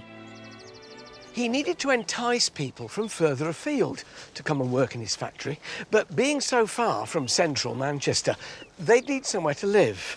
So he built this, Style Village. Workers' cottages, a church, a chapel and a school made up the village, all built between 1806 and 1831. It's quite picturesque, isn't it? It's a bit like a sort of rural version of Coronation Street. It is a bit, yes. I'm with General Manager Eleanor Underhill. So how many people, Eleanor, would have been living in this village? Well, we think about 400. What were conditions like? I mean, they look quite picturesque now. Were they relatively primitive when they were made? Well, they were better than the alternative in Manchester, and the housing was considered of a good standard. They had their own privy. If they'd been in Manchester, they would have shared a privy with many other families, but each house had its own privy, and they had an allotment at the front so they could grow their own food, and they had fresh air. So, yes, conditions were fairly good, really. Presumably a lot of them would have spent their entire working lives here, living in these houses. Yeah, so the cottage would have been tied with the job, and they would have stayed in that job for their lives. It feels lovely. There's a wonderful atmosphere. Very peaceful, as you say, very rural. So to be working and living in such an intensely industrial environment, just a walk round the corner back to where you lived, you got peace and quiet. Mill workers lived in these cottages until the middle of the 20th century. Today, most of them have been modernised and are rented out. But one remains untouched. It's like stepping back in time. Oh, this lino brings back memories. Goodness me. Gaslight. Yes. And nobody's lived in here since the 50s? It's not that long ago that we lived like this, is it? Most of us lived like this. So 2 bedrooms upstairs, Yes. scullery, living room. Yes, and somebody might have been sleeping here, depending on the circumstances. So this could have been absolutely crowded then it with could have people. And more downstairs. But most would have been out at work during the day. Right. Probably mother as well, Yeah. in the mill. And this was happening in every single house down this road. Yes. And they were living closely together. And they didn't get away from each other because they were together at work as well. This was a carefully constructed society, where what was good for the mill was also good for the workers. It's a model of benevolence at the heart of many of Britain's grand country estates, where the landowner would support his estate workers. But this wasn't the story everywhere. Tredegar House, near Newport in Wales, was home to a flamboyant character who neglected aristocratic duty in favour of selfish pleasure-seeking.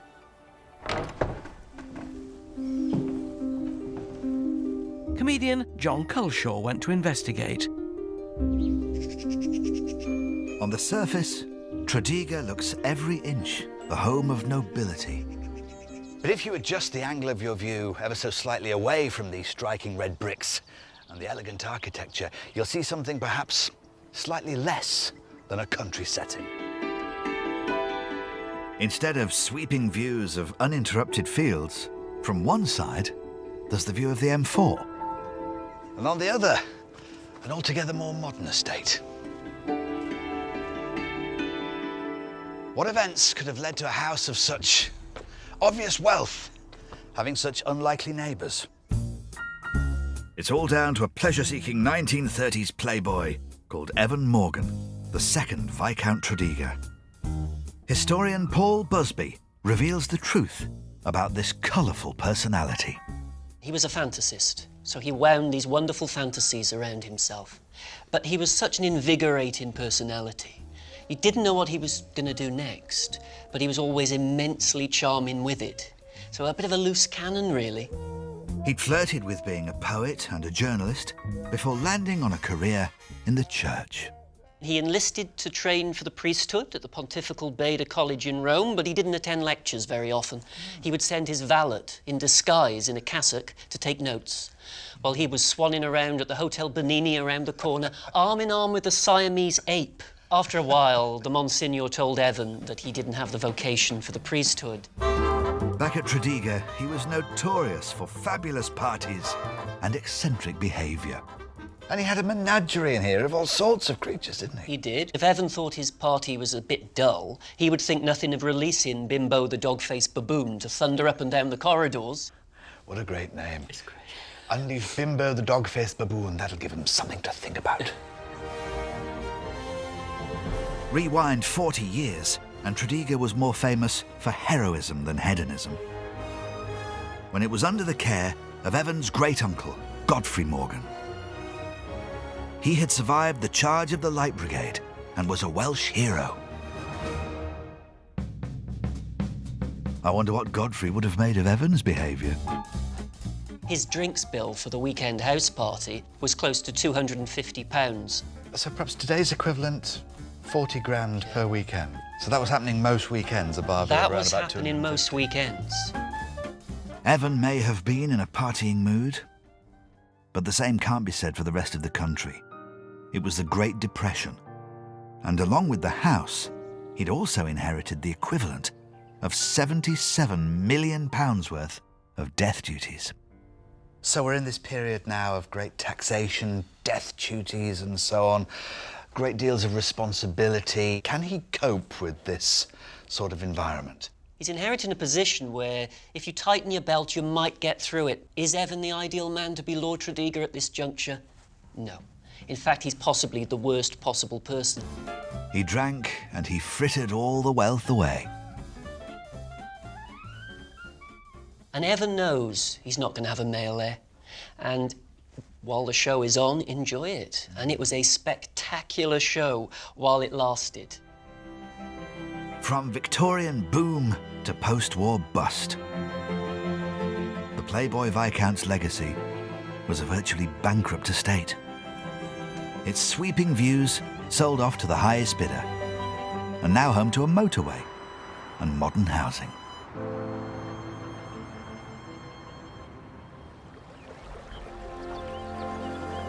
Quarry Bank's glory days were also to recede into history. Under Samuel Gregg's leadership, this mill was at the forefront of cotton manufacturing. But after he died in 1834, the textile industry gradually became a harder and less lucrative business. Quarry Bank continued to work for well over 100 years, but it was becoming a relic. In 1959, the machines finally fell silent.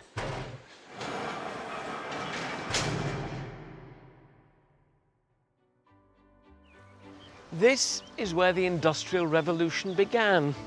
It's fascinating to visit places like Quarry Bank.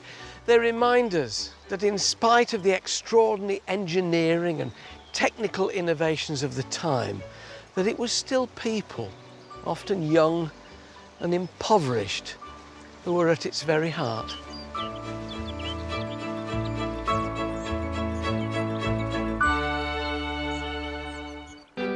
Next time. Ready, able, willing and rubber-gloved. I'm going behind the scenes at Lyme in Cheshire. That's a lot of muck, isn't it? To find out how the owner went from illegitimate son of a maid to lord of the manor. Also, Oz Clarke lends a steady hand. It's so delicate. Restoring a fragile masterpiece. And historian Dan Jones hunts for Welsh treasure. And that is quite a big chunk of gold.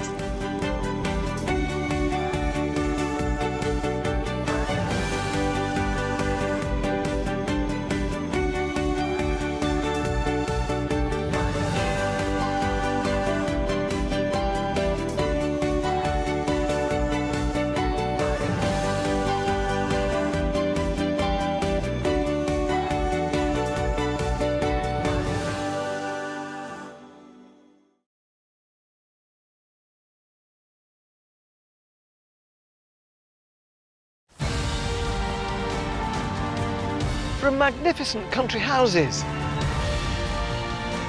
to monastic ruins. These are the landmarks and treasures that reveal our rich heritage and history. Oh, grand country estates to the factories at the heart of our Industrial Revolution. These are the buildings, landscapes and stories that uncover Britain's amazing past. It really is living, breathing, isn't it? From the wilds of Snowdonia to the dramatic Dorset coast, join me and a host of celebrities with a passion for the past as we explore the riches, treasures and secrets of one of our most loved institutions, the National Trust. From the prehistoric I have never found anything like this. to the present day, Congratulations. the Trust has given us behind-the-scenes and below-stairs access. Are we going right to the ground? To some of its finest buildings and locations. There was gold under these hills. We'll meet the people keeping our historic traditions alive. Incredible! And the experts revealing the lives of those who shaped our past. Oh, look at that. It really is a treasure house. This is our heritage, our history. Welcome to the secrets of the National Trust.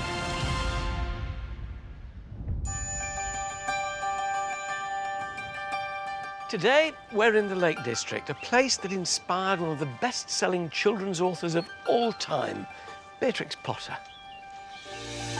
Because hidden behind her famous tales lies a real life story of how a formidable woman She was unsqueamish enough to actually skin him. abandoned her hugely successful writing career The thing about Beatrix was that she was becoming not just an author, but a brand. and exploited her character's fame to become the Lake District's greatest guardian. This managed to make sure that all that out there would be preserved for the nation. Also, Joan Bakewell travels back to where the National Trust first began. Congratulations! The first part of the jigsaw. Oz Clarke finds his way into a top-secret nursery in search of some of the rarest plants on Earth. You got barbed wire on the fence. You do get some crazy people who are plant collectors. And Susanna Lipscomb is witnessing how the preservation of a coastline helped save a species. Oh, I think I see one or two. But before all that,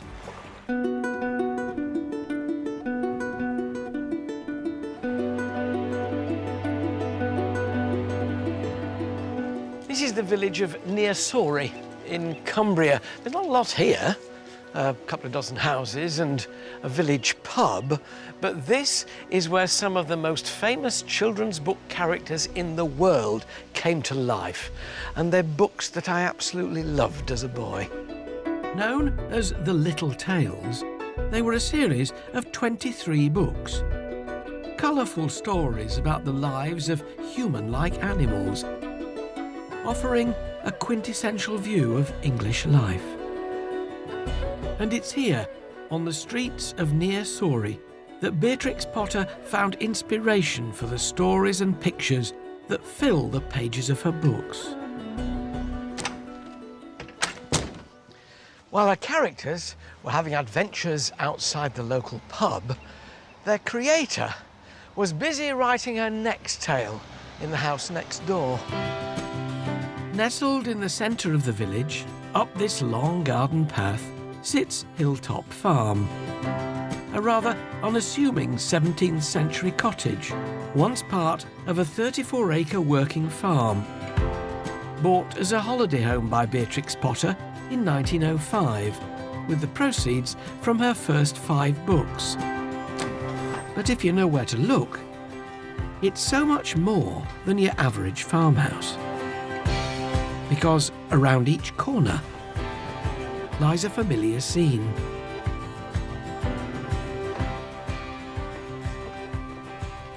Of a garden and a farmyard. It's very atmospheric. It feels as though she's still here. You know, she must have woken up in the morning in that bed and sun streaming in through the window, looked out on her lakeland garden and thought, ooh, I think I'll send Jemima Puddle Duck down there today, by that gate. Beatrix's career as an author began in 1902 with The Tale of Peter Rabbit. The book was filled with page upon page of Beatrix's own hand-drawn images of animals. And it's how she managed to create these lifelike drawings that gives us our first glimpse of the real Beatrix Potter. House and Collections Manager Liz Hunter-McFarlane explains the macabre lengths the young Potter went to. She was renowned for her accuracy in portraying animals anatomically and plants and flowers, from my point of view. How did she get that accuracy? Well, from being quite young, when they were on their holidays on the Scottish estates, she and her brother would bribe the gamekeepers to bring them animals that they could then dissect. Dead animals? Absolutely. She saw herself as an artist in training and a scientist. She was somebody who was interested in how these animals worked, and she wanted to know from the inside out. But it was her pet rabbit who'd inspired her to create her first books, copying his markings exactly to reproduce her fictional character. But when that pet rabbit died, she faced a problem. I'm now wondering what this rabbit pelt's doing here, and I'm beginning to suspect. This is the pelt of Benjamin Bunny. And Benjamin was one of Beatrix's favourite pet rabbits. And So this is Benjamin. Beatrix. Yeah, absolutely. Rabbit. Benjamin Bounce. She was unsqueamish enough to actually skin him herself? Yes, absolutely. And this was a purely practical solution to a problem that she had, which was Benjamin had been such a good model for her, and the markings on him are so beautiful and so distinctive that when she wanted to make the sequel, what was she to do? Gosh, hello, Peter. I'm wearing blue. Beatrix Potter's approach to life and the subsequent success of her much-loved character Peter Rabbit would make her one of the most famous authors of all time. But in truth, a career as a writer wasn't what she wanted at all. While living in London, Beatrix Potter had bought Hilltop Farm with the proceeds of her first 5 books and used these buildings and streets for inspiration. But behind the chirpy, playful children's tales that had made her famous, a darker chapter of her life was unfolding. Author Sarah Gristwood is an expert on Beatrix Potter. The kitchen, I mean, this is the heart of the house, really, isn't it? Yeah, it is. Well, it would have been of an old farmhouse, Yeah. absolutely. What was the stage in her life when she came here, then, to live? Well, she was at a real, what she'd hoped would be a turning point. She'd published half a dozen of the little books already, but she'd just suffered a huge personal tragedy. Beatrix had become engaged to her publisher, Norman Warne. But sadly, less than a month after his proposal, Norman died of leukemia. It was a crushing blow for Beatrix, who saw Norman as the start of a new direction in her life. Without him, she'd have no choice but to remain in London with her parents, escaping to Hilltop to write. She was under a great cloud when she came here, looking for release in a way, I Yeah, suppose. exactly that. I think this place was a huge help to her that way, and perhaps that's partly why it became so important to her. Just to put her into perspective, I mean, was she the sort of J.K. Rowling of her day then, or is that not quite as big as that? How successful was she at that point? Well, no, I think J.K. Rowling's actually a very good comparison, because, of course, the thing about Beatrix was that she was becoming not just an author, but a brand. And so she really was becoming almost a trademark, the 2 tales a year. Very savvy. Very savvy businesswoman. But Beatrix had been brought up as a Victorian daughter, and until she married, her dream of living in the Lake District would have to wait.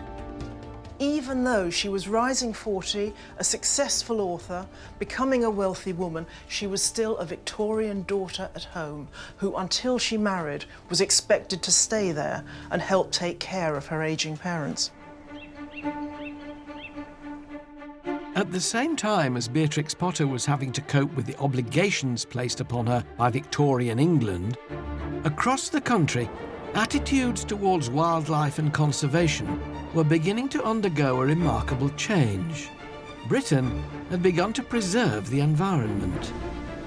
Historian Susanna Lipscomb is on the Norfolk coast, an area rich in natural history, but whose value wasn't realised until it was almost too late. This is Blakeney Point, 6.5 kilometres of shingle spit made up of sand dunes and salt marshes. An idyllic place for both wildlife and people. And home to one of the most surprising legacies of the Victorian era. This is the National Trust Remote Research Outpost. For over 100 years, this converted lifeboat station has led the way in nature research and conservation. It might seem obvious today, but in the late 19th century, people were seemingly oblivious to the damage they were inflicting on the world around them. Here on the point, with no legislation to stop them, shooting parties and local fishermen had free run, decimating the seal and bird population. But in 1912, the National Trust took over the site, declaring it a nature reserve, dedicated to the protection and research of the precious flora and fauna. Scientists began studying the local wildlife, working out how best to protect it. But fishermen believed that unless the hunting of seals was allowed to continue, fish stocks would be at risk. The local seal population was in grave danger. Hello, Susanna. Lovely to meet you. Lovely morning. I'm looking forward to this. I'm with the Trust's coastal ranger, Ajay Tagala. So where are we headed now? We're heading to the western end of the shingle spit. So behind us, we've got 4 miles of shingle and then the sand dunes at the end, and we're heading to the very end where the seals should be. It wasn't until the 1970s, when numbers had plummeted, that a protection law was finally passed and the seal population was allowed to recover. We're going at high tide, so we should see lots of them nice and close. The seals have spent the day hunting at sea, but as the tide retreats and the sandbank is revealed, they've returned to digest their food. Let's see if I can get... There we go. Oh, it's a hard life, isn't it, lying on the sun? Look how... They look so sweet. They are sweet little things, yeah. When the Trust first took over, this beach was virtually empty.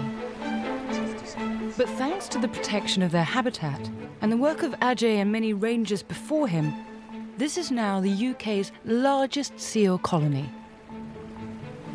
You can see there's quite a few youngsters, which shows they've had a good breeding season this year, good survival of the young, so that's a really good sign. Oh, wow, look at all of them. They're amazing. So how many do you have here? We often have over 1,000. We're at about 500 in total at the moment. Okay. But numbers are fluctuating. They're moving all around the sea. Ah, okay. So they're very mobile. Why is it so important to count them? It's important because it gives us an understanding of population dynamics, and with them being top of the food chain, it's an indication of health of the ocean and the fish as well. Had it not been for a change in attitudes over a century ago, and the start of conservation as we know it, this seal colony and many of the other precious species might not be here today.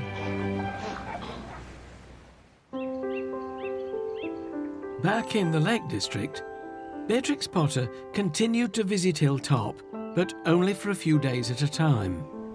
She must have written and illustrated more books when she came here, because I recognised the pattern on the bottom of that dresser from one of the books. Yeah, you absolutely do.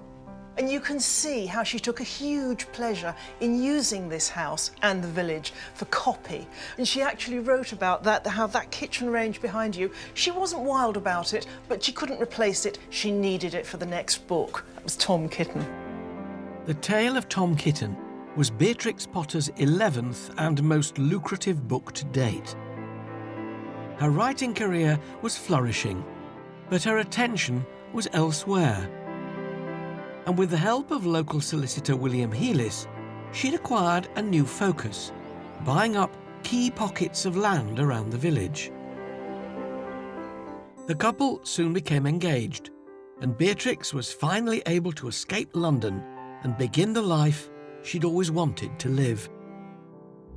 So when she did marry, when she did come and live here permanently, She then changed from being an illustrator and a writer of children's stories to being a farmer. What really fascinated me about Beatrix Potter is that her life fell into 3 completely different stages, and what we think of, the writer of the little tales, was really only quite a small part of it. When she married in 1913, her life changed completely. She was Mrs. Healis. She didn't want to be even called Miss Potter, Beatrix Potter, anymore. She was a farmer, and that's what she wanted to do for the next 30 years that remained to her. But becoming a farmer was just the beginning of a life she'd been planning since she was a teenager. I'm heading for the shores of Lake Windermere, the location of a childhood summer holiday and a meeting with a man who would change her life forever. Here to show me round is Hilltop's house and collections manager, Liz Hunter-McFarlane. I've seen a photograph of Beatrix and her family standing in front of this castle. What is it? This is Ray Castle, and it was rented out, and Beatrix and her family took it for the summer of 1882. Now, this is where she met Canon Rawnsley. Now, Canon Rawnsley is a big figure in the National Trust. Tell me about him. Canon Rawnsley was the most charismatic character, and anybody would have been bowled over by him. Rawnsley came from a sort of a line of people who were starting to think about the preservation of the Lake District, the caring for this part of the world, this cultural landscape, and he recognised the threats that were coming from road builders and the railways, and he would talk to anybody who would listen and try and explain to them the dangers of losing the way of life here. Little did they know, this chance encounter at Ray Castle would affect this part of the world forever. So she was indoctrinated with this, in effect, at a very early and impressionable age, and carried it with her throughout her life, the importance of keeping this amazing scenery. I mean, when she must have looked out across that view, who could fail not to want to cherish that? The fells with the sun on them, it really makes you want to hang on to this, doesn't it, as a landscape? It's glorious. Absolutely. But Beatrix's new friend, Canon Rawnsley, was more than just a passionate speaker. He had ambitions of founding one of the largest landowning organisations in the country. Joan Bakewell has put on a life jacket and gone to visit the place which inspired it all. I'm on Grasmere in the Lake District. I have to say, on a golden morning like this, you don't need an excuse to head for this very beautiful little island. But there is something else about this island. It's the spark that helps in the creation of the National Trust. Canon Rawnsley adored Lake Grasmere, in particular, its island in the middle. But in 1893, this island was put up for sale, not only putting it at risk from developers, but making it out of bounds to Rawnsley and the general public. Without money or a legal foundation, Rawnsley was powerless to stop the sale. As historian Merlin Waterson explains, Rawnsley was going to need some help. There were 3 founders of the Trust. There was Canon Rawnsley, and then there was Octavia Hill and Robert Hunter. Octavia Hill had all these influential friends and was able to generate a lot of support that way, but Robert Hunter was the genius who realised how you could create a body which had these statutory powers. Their plan was to acquire vulnerable land and buildings, protecting them from the ever-increasing threats of the Industrial Revolution and keeping them open to the public. But it wasn't going to be easy. How did it get the money together? Octavia Hill was very clever at raising money. She had a lot of very influential friends, and when these inaugural meetings were taking place, very well-heeled people came, and people with real political influence. So she brought that to the party. The renowned social activist's list of contacts went deep into London's high society. Such names as the first Duke of Westminster, Queen Victoria's daughter Princess Louise, and one Helen Beatrix Potter, one of the fledgling Trust's major donors. The Trust soon set about acquiring more land and has since become one of Britain's largest landowners. with over 600,000 acres, more than 300 properties, and 775 miles of British coastline on its books.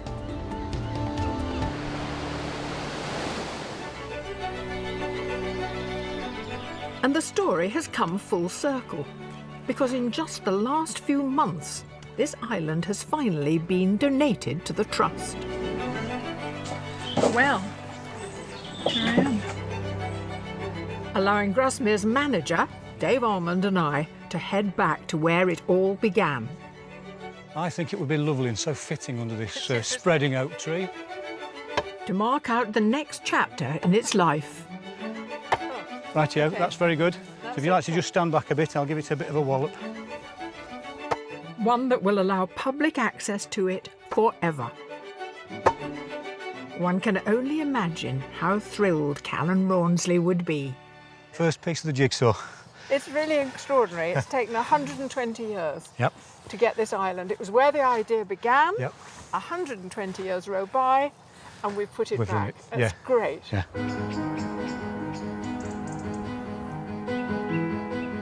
When Beatrix Potter purchased Hilltop Farm in 1905, Callan Rawnsley's National Trust had been gaining momentum across the UK. Inspired by her old friend's achievements, she vowed to do everything she could to conserve even larger areas of her beloved Lake District. So when Troutbeck Farm was at risk of becoming holiday lets, Beatrix Potter snapped up all 2,000 acres of it.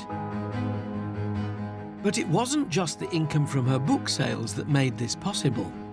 Beatrix was a smart businesswoman, decades ahead of her time, and she knew that to achieve her goal, she needed to exploit the commercial power of her much-loved characters.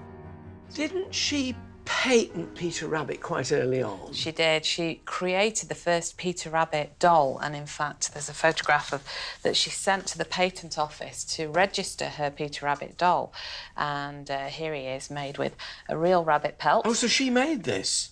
Yeah, This the doll? bristles from a broom, and lead shot in the feet to weight him down, so very child-friendly. And unfortunately, she couldn't find a British toy manufacturer at the time to produce this doll, so the first Peter Rabbit dolls were made in Germany by Steiff. Who make the famous teddy bears? The very famous button in the ear teddies. And so this is one of the very first Steiff Peter Rabbit dolls that appeared on the market. And if you took that onto the Antiques Roadshow now, I mean, that's worth an awful lot of money, isn't it? Well, the provenance of this one, of course, makes it worth that little bit more. Oh, this is hers. So this belonged to her, yeah. Gosh. Hello, Peter. The range of merchandise known to Beatrix as the Little Sideshows was vast, with everything from board games to must-have children's gifts. She's doing this because she knows he's a money spinner. So, yes, she's writing delightful children's books, but she's got a great business sense as well to do all this. Absolutely. I mean, Beatrix was the original sort of merchandise guru. She beat Disney before Disney knew what they were on then, really, Absolutely. in terms of this kind of thing. Yeah. And Peter was the first licensed character. In the later days, she was really pushing her publishers to say, which new Little Sideshows have you got coming out? What are you producing now? She really wanted to make sure that they were making the most of her product. You know, it's absolutely fascinating to look at the romance of the picture and what's out there and to think that, yes, but this managed to make sure that all that out there that she painted would be preserved for the nation. Her plan was making her rich, and in 1930, when the Trust couldn't afford to buy over 3,500 acres of the Monk Coniston estate, Beatrix Potter stepped in once again. Age 64, she was finally achieving what she'd set out to do. The purchases gave her power and responsibility in the region, power the National Trust still wields today.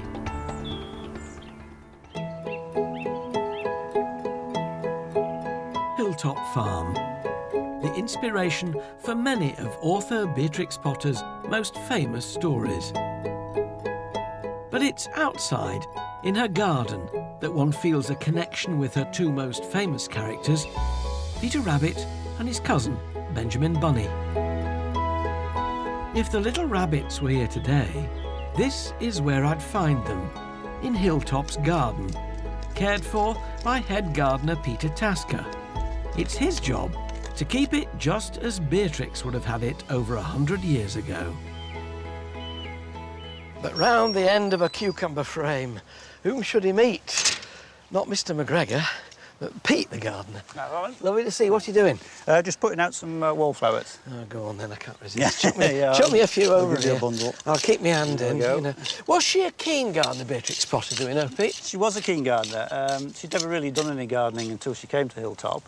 But when she got here, she was obviously interested in the natural world and gardens, so she really went to town with Hilltop. Yeah, because it wasn't the thing that well-brought-up ladies in long frocks did. It wasn't at all, no. Young ladies of her social standing were basically just encouraged to find a husband, a suitable husband, and that was that. So she kind of railed against that and decided she was going to do all sorts of manual stuff as well. And, of course, the garden features in so many of the books. Jemima Puddled Up and the Rhubarb and the Gate. We've got Jemima's rhubarb patch behind us, and the main path features in the tale of Tom Kitten. There's a picture of Tom and his sisters in their Sunday best, heading off down the path. There must be a great pressure on you to keep it looking like it did in her day. There is. In some ways, it's nice to have these pictures because you can base your design around them.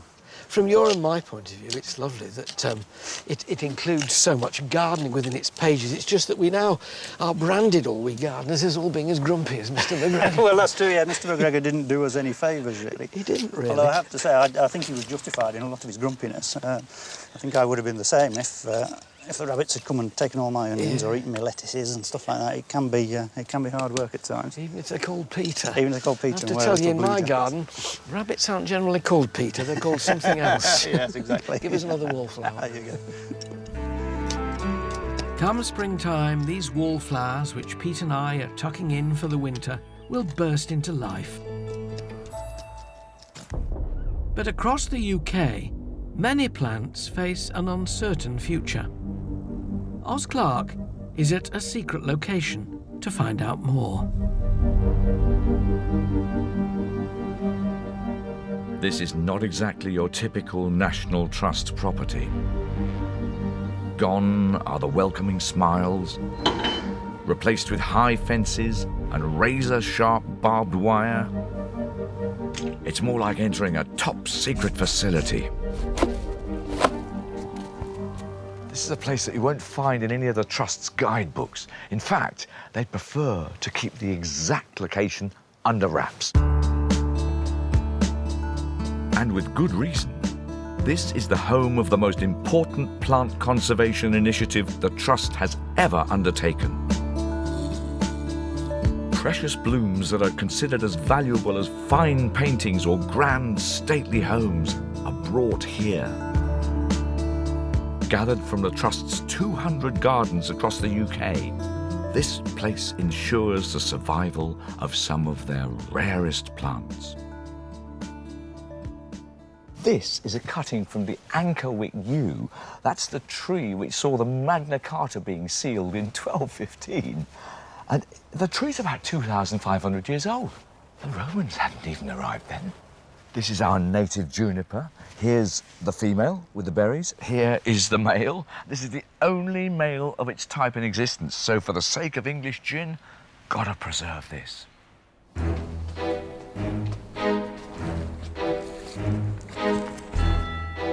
Chris Trimmer is nursery manager and protector of all 8,000 plants growing at this clandestine location. Why is it so secret? It's basically done for biosecurity reasons. We don't want any nasty pests and diseases getting in. This is why we don't have many visitors. You got barbed wire on the fence? Yeah, it's there as a deterrent. From what? Do you get some crazy people who are plant collectors? Something really rare, they'll go and nick it. Possibly, yeah. The majority of the work Chris and his team do here is propagation, bringing in rare specimens and growing new ones. Today, I'm helping him repot a critically endangered species of rhododendron from Northern Ireland. So, OK, I've got this jelly. Yeah, so we just scoop around the outside. Scoop around the outside, yeah. It's at risk from fatal plant pathogens, which can wipe out whole species. And that goes into the water here. into the water, yep. So, to protect against this, Chris and the team take seeds and cuttings from a healthy plant to create new specimens in case disaster strikes. Take a pot for me. Yeah. Fill up to about 3/4 full. Last year, this place propagated nearly 2,500 plants for 64 National Trust gardens across the country. Just press it down like that? Yeah. Right. In time, this seedling too could help save this threatened species. Good luck. It's rare to leave a National Trust property without a stirring of your emotions. And these feelings for me today have been intensified by having a greater understanding of the sense of purpose and of pride at the heart of the Trust's plant conservation agenda. Back in the Lake District, over 90 years ago, Beatrix Potter was taking on yet another challenge, preserving a local endangered species, the Herdwick sheep. Wool prices had dropped and numbers were declining. The livelihood of Lakeland farms was at risk. Having used her wealth to buy up huge parts of the Lake District, Beatrix was able to protect the traditional farming ways from the large-scale developments of the 20th century. Today, the National Trust has to balance that same farming heritage with tourism and conservation. But for General Manager Jeremy Barlow, getting that balance right isn't always easy. This was her land, and it's still Herdwick sheep, her sheep, on the fields there at the foot of the fell. It's important to keep it a working landscape, isn't it? Absolutely, and she really understood that. She wanted this to be a living, working landscape. But the challenge is about how we put the natural environment at the forefront of the agenda, while at the same time making sure that this land continues to be living and working and producing food. Conservation isn't just about preserving things and wrapping them up in cotton wool. It's about managing change. What are the difficulties that are presented by what you have to offer tourists and making sure this is still a practical landscape? When do you find the difficulty comes there? Well, see, there are always pressures. With 15 million people coming to the Lake District every year, there are pressures on access, on footpaths. There are issues around the management of things like dogs with livestock all around. It is a really delicate balance. The Trust is not without its critics. You're sometimes accused of being too muscular. I mean, particularly up here in buying tracts of land. We have to be really sensitive to the way people feel about this. So we have to listen to what local people and people throughout the world who love this landscape and have come here on a regular basis, what they feel about it. Each year, Hilltop Farm attracts over 100,000 passionate Potter fans from right across the world. During her career, Beatrix Potter published dozens of books, extraordinary tales about the adventurous lives of human-like animals. Such was their popularity that Beatrix was able to create and sell merchandise right across the world, using the profits to buy land for the National Trust. Today, these items have become highly collectible. But rather than collect Hilltop memorabilia, Japan has built its very own replica. It's just north of Tokyo, and it's exactly a third bigger. Why do you think Japan particularly? Well, we think it's a number of reasons. We think that because the books were translated into Japanese right from the early days, about 1917 was the first translation. And also, at one point, the books were taught as an English text in schools, so they learnt English from the little books. But also, the stories are the quintessential view of England. I mean, wouldn't you just love England to look like that, you know, everywhere? And it explains it, because when they come here, it does. It absolutely does. Do you think she'd be pleased with what she'd see today? With all these people coming into her little house, with what the Trust is doing in opening it all up? Well, she was always surprised at how what she called Peter's perennial charm, the fact that people were still interested in the storybooks, even from the time when she first wrote them up until her later years. Who wouldn't be flattered by that kind of attention? One such fan is Candy Beale, who's travelled all the way from North Carolina in the US. How passionate are you? I mean, do you collect? I do. I have all the figurines. How many have you got now, please? Well, somewhere around the 500 range. Candy's home is stuffed full of Potter merchandise, with cabinet after cabinet of figurines. Being rude now, what does one have to pay now for these? What's the most expensive one nowadays? Several $1,000s. Yes, for Duchess with the flowers. It's very rare because she's on this little pedestal, and many of them broke when they were being made, and so they're very few. So for us, if you can find it, it's about $3,000. Because if you're a serious collector, you have lots of back gems. That is very serious. It is very serious. That is worryingly serious. And it's costly, too. Beatrix Potter dedicated her life to conserving the Lake District and protecting the farming way of life she saw being threatened. Comedian John Culshaw has been to Snow's Hill Manor in Gloucestershire to see how one man's obsession with preserving the past has created a legacy of items that, were it not for him, would have been lost forever. Now, what is it about unusual, random objects that makes us want to seek them out and hunt them down and collect them, sometimes en masse, filling the whole house? And then you catalogue them and organise them and put them into a lovely order. Well, I've done this in my time, collecting things from cards from teabag boxes to beer and whiskey glasses, even a Ford Granada and a Ford Cortina. And if, like me, you like your collecting random and sporadic and beautifully all over the place, then you'll adore what's in this great house here. Every corner that you look there is detailed. It's like an Aladdin's cave in here. Atmosphere packed into every square millimetre. Over 22,000 extraordinary objects, filling every nook and cranny. Drums, hats, boats, coats of arms, flags. There's just everything here. This unbelievable collection is the life's work of one man, architect and artist Charles Paget Wade. Everything is just scattered in this brilliant way that just fires your imagination. But since Wade's death in 1956, it's fallen to the National Trust to care for it all. Being in here, it's the closest you can get to time travel. Beetles and stick insects. And above, the largest lepidopteran moth in the world. I'm finding out more about this extraordinary man from the Trust's Harriet Groves in the aptly named 100 Wheels Room. This is the kind of Tour de France I would like to see. Look at that. What sort of character was Charles Paget Wade? He was a very talented artist.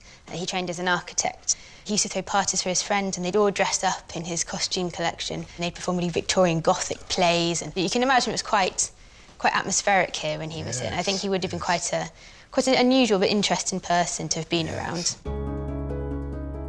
Wade's appetite for collecting was prolific. But why is his collection so random? He bought things that spoke to him, I guess, in a way. That he saw the beauty and the craftsmanship and the design in them. And I think he could really appreciate the work and the time that was spent to make certain objects. And Wade certainly appreciated clocks. A clock made entirely of wood. I wonder how that sounds when it's working. Maybe like a very ordered, slow woodpecker, something like that. Over 178 clocks and timepieces are scattered throughout the house. Mike Flannery has the wonderful job of keeping them all up and running. And the patient for today is no spring chicken, dating from 1750. It's a beautiful little clock. It's good. Just the one hand there, that's interesting, isn't it? In the day this was made, this clock would have been set off a sundial.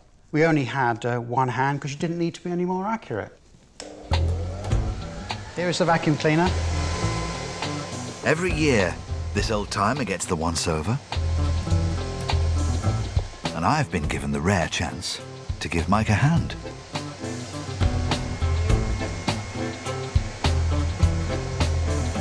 What we're going to do now is to put a tiny bit of oil on a couple of these parts. Just a dab of oil on the essential moving parts will keep this centuries-old timepiece running like clockwork. That's lovely. Beautiful job. Snow's Hill Manor is filled with objects that have been sadly replaced by the progress of technology. But for me, stepping into the extraordinary world of Charles Paget Wade is the perfect antidote to a busy, demanding and frenetic modern life.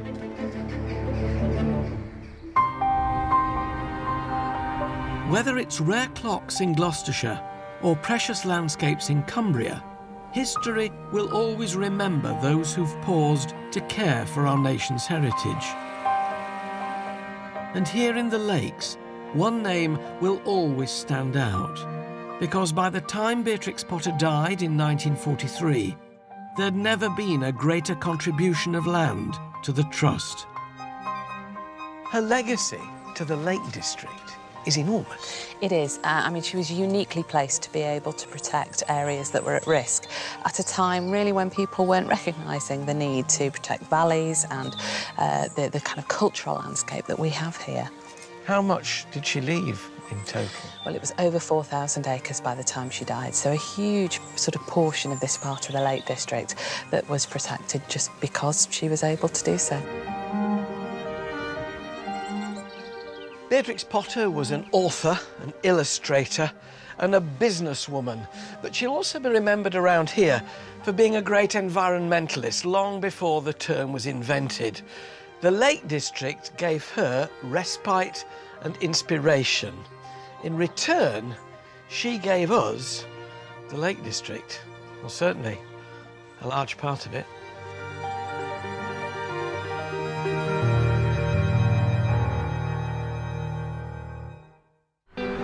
Next time. Oh my goodness! I'm going behind the scenes at Attingham in Shropshire. Ooh, I was expecting ice cream. To see how one man blew a family fortune. Who were they expecting for dinner? Comedian John Culshaw uncovers a World War II secret. Oh, then look at this. And Annika Rice fishes one of the most expensive rivers in the UK. Just all action. Are we going right to the ground? No. We're down. Oh!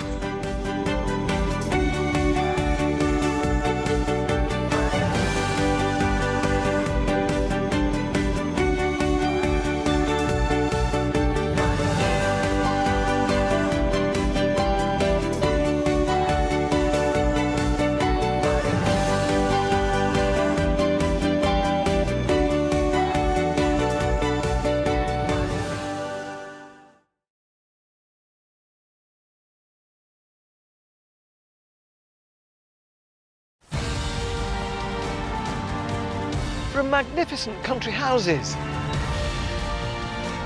to monastic ruins. These are the landmarks and treasures that reveal our rich heritage and history.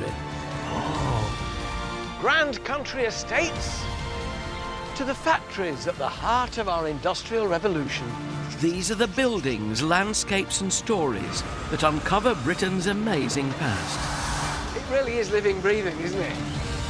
From the wilds of Snowdonia to the dramatic Dorset coast, join me and a host of celebrities with a passion for the past as we explore the riches, treasures and secrets of one of our most loved institutions, the National Trust. From the prehistoric... I have never found anything like this. ...to the present day. Congratulations. The Trust has given us behind-the-scenes and below-stairs access... Are we going right to the ground? ...to some of its finest buildings and locations. There was gold under these hills. We'll meet the people keeping our historic traditions alive. Incredible! And the experts revealing the lives of those who shaped our past. Oh, look at that. It really is a treasure house. This is our heritage, our history. Welcome to the secrets of the National Trust.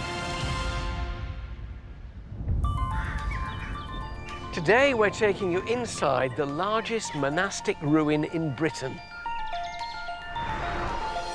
This heart-stopping place is Fountains Abbey in North Yorkshire, known as the Wonder of the North. We'll uncover how ancient religious buildings like this shaped Britain and transformed our landscape. With revelations about the unsavoury ancient rituals of the monks who lived here. Sitting there with 3 leeches up each arm saying, "Nice mornings." And secrets buried deep underground. This whole area here then, Chris, is a graveyard. Also tonight, Miriam O'Reilly hunts down one of the rarest animals in Europe. They keep zooming out over our heads. I'm so surprised at how balletic they are in the sky. Historian Dan Jones uses cutting-edge technology to reveal the hidden secrets of Scotland's very own Giant's Causeway. So we're now going right into that cave here. Incredible. And Annika Rice gets to grips with the brute force of ancient industry. It's amazing to see that take shape like that.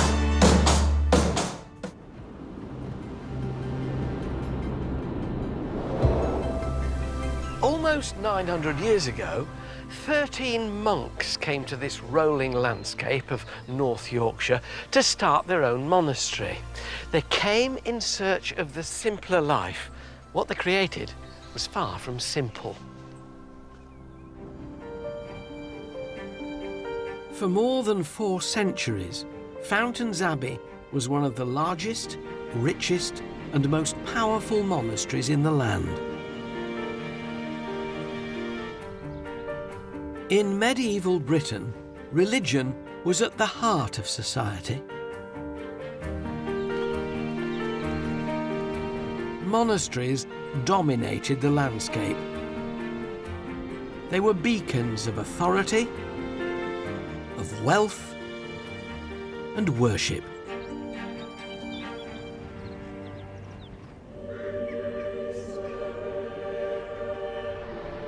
Paint me a picture, Mark, of what it would have felt like to be standing where we're standing all those years ago when this was occupied by monks. It would have been a stunning visual and sensory experience for them. Mark Newman has been the National Trust's archaeologist at Fountains Abbey for nearly 30 years. For him, the place is as alive as ever. This powerful architecture strikes of light and dark as you process up the church.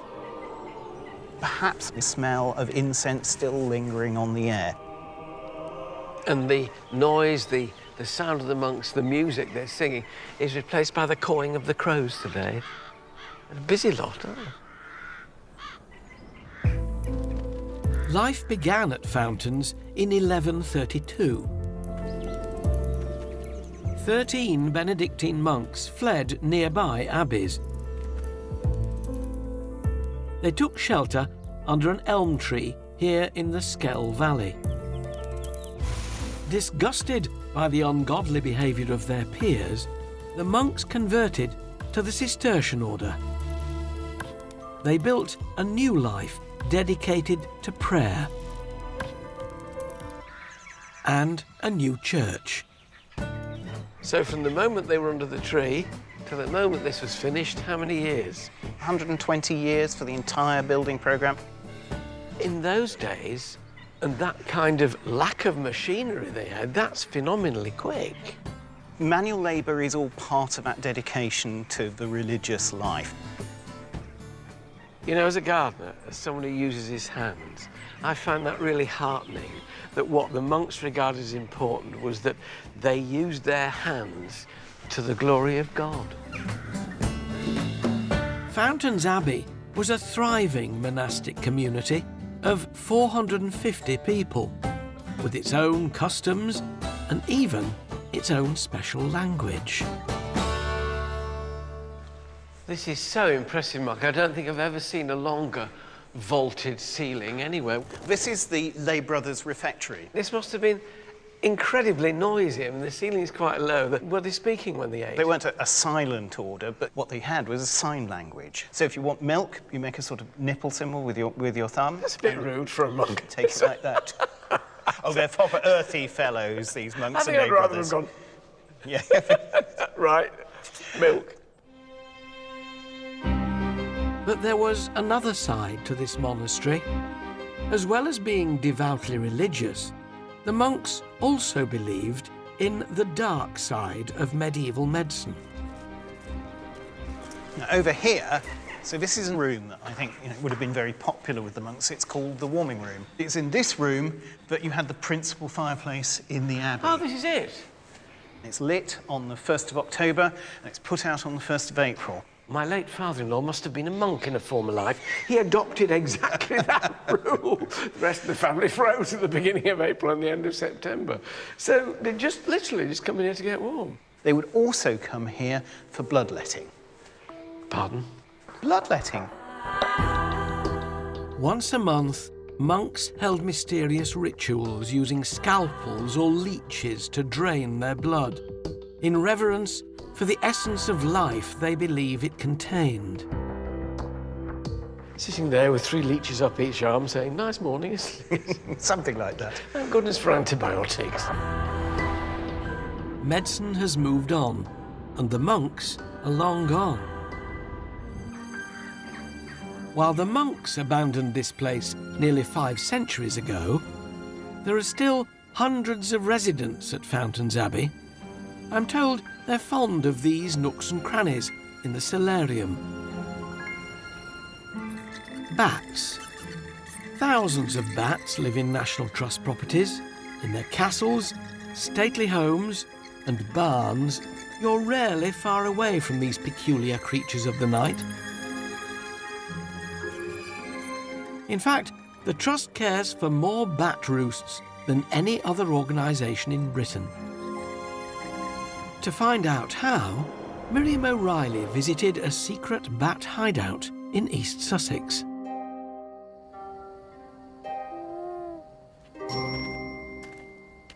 I'm in the South Downs. It's the dead of night. I'm on my way to see creatures which fascinate me, but they also give me the creeps. This National Trust woodland is a haven for bats. In fact, there are so many protected species here that the exact location is a secret. It's a pretty dense wood, isn't it? What is this? So this is a harp trap. Bat ecologist Daniel Whitby uses the harp trap to monitor the health of the local bat population on behalf of the Trust. This is what we use to catch the bats. And so it's a nice, safe, humane trap. These are fishing lines, so they're quite stretchy, so it doesn't hurt them at all. And what happens, the bat flies along, hits the strings, and it makes their wings close, they just fall down. Slide down the strings, and they slide down this plastic into this cloth bag, and then they just crawl up, and they just happily sit roosting there until we come along and take them out. In Britain, bats and their habitats are strictly protected. It's illegal to even touch a bat without a wildlife licence granted by the government. So this is a brown long-eared bat. Massive great ears to help with its hearing, so it echolocates incredibly quietly. Look at them. Wow. The routine capture of these extraordinary animals will reveal the health of the local bat population. So I've got a couple more out. Do you mind holding these bags for me? Of course. There we go. Daniel bags some of the rare ones up for a closer look later. Across Britain, there aren't enough roost sites for all our bats. To help solve this problem, National Trust wildlife advisors like Crispin Scott convert its properties into special sanctuaries, like this bat barn in the South Downs. It's surprising, Crispin, that something so simple can play such an important role in bat conservation. I've got my nail just there. So they just slip behind it here, do they? Yes, this is just an ordinary bit of board from a sawmill, untreated timber, and you get 3 or 4 bats behind there, and they just cling onto the board, between the board and the wall, and will stay there for most of the winter.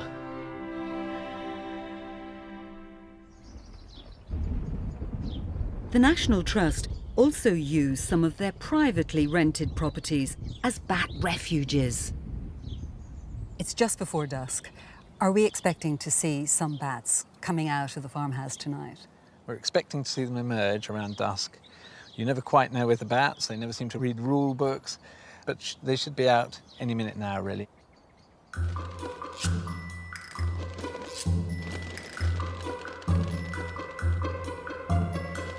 suppose I just haven't seen them fly.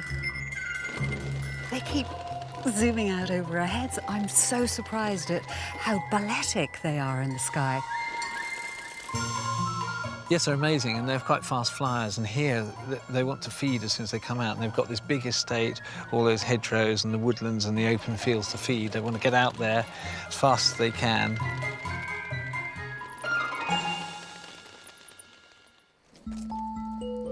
Late at night, I've returned to the secret bat hideout to see what Daniel has caught. He can trap up to 400 bats on a single night. I can't wait to see what we've got. What's in there?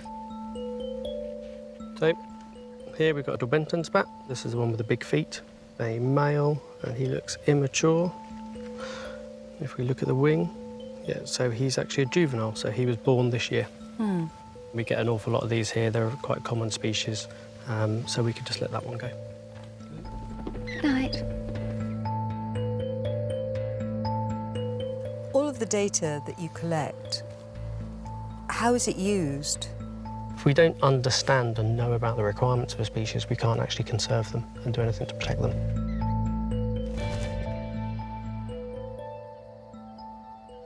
And the last one? The last one. Tonight, we're incredibly lucky. Daniel has caught one of the rarest bats in Britain. So this is a Beckstein's, and it's an Annex II species, so it's actually not just one of the rare bats in the UK, it's actually one of the rarest mammals in the whole of Europe. My goodness.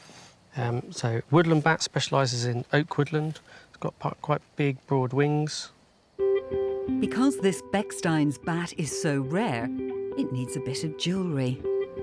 What we're going to do now, we've taken all the measurements we need from it, and we're going to put a ring on so we can identify it if we catch it, or if any other bat worker anywhere in the country catches it. Right, so we'll just check the ring's all right, and then we can let this individual go. And that ring won't inhibit its flight or anything? No, so it's nice and loose, the ring slides up and down, it doesn't get stuck on the wrist, and the finger can't get stuck in it, so that's all fine. So it's time to let him go? We can let him go. You ready? It's been a privilege spending a night with bats. I have to admit, they're not as scary as I thought. Flying off into the night, as bats do.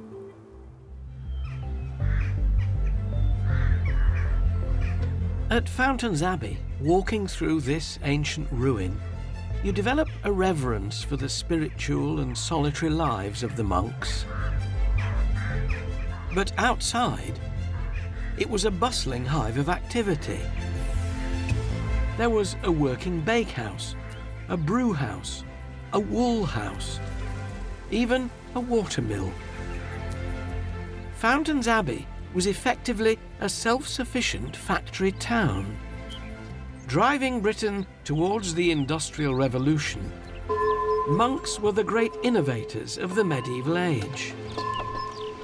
Michael, hello. You all right, Alan? It's a handsome building, isn't it? It's a cracker, isn't it?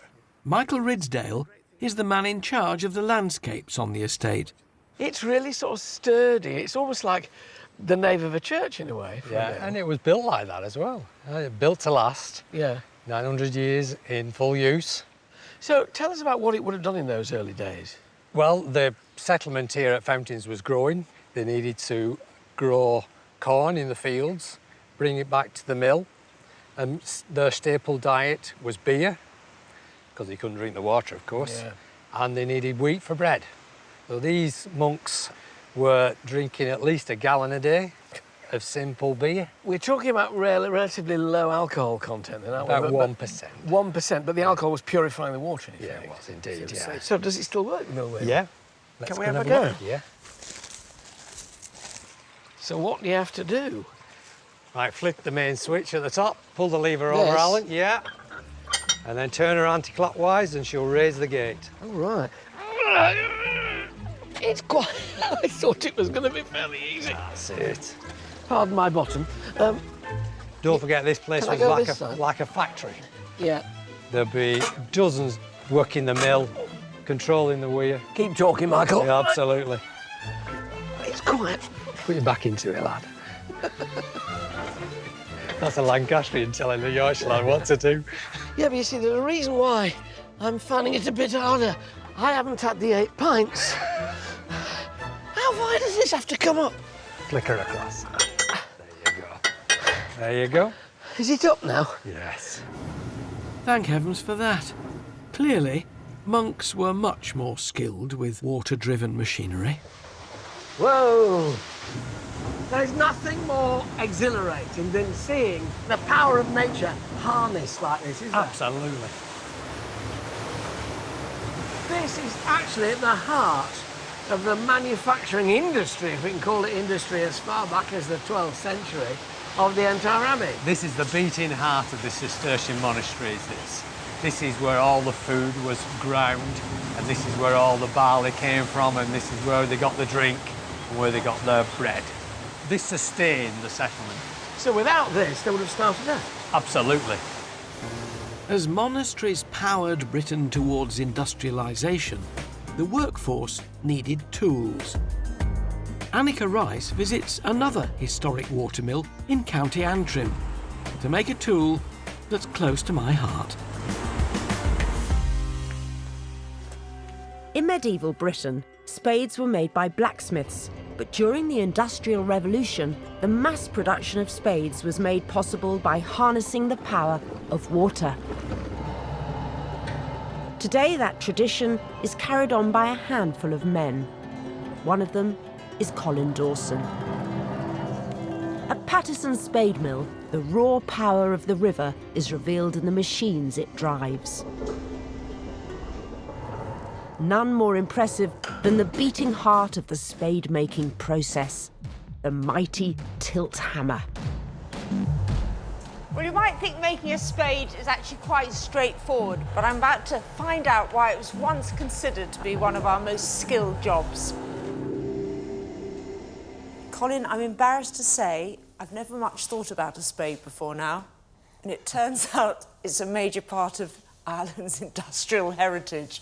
Everybody needed a spade because there was no diggers or JCBs. A digger was a man with a spade.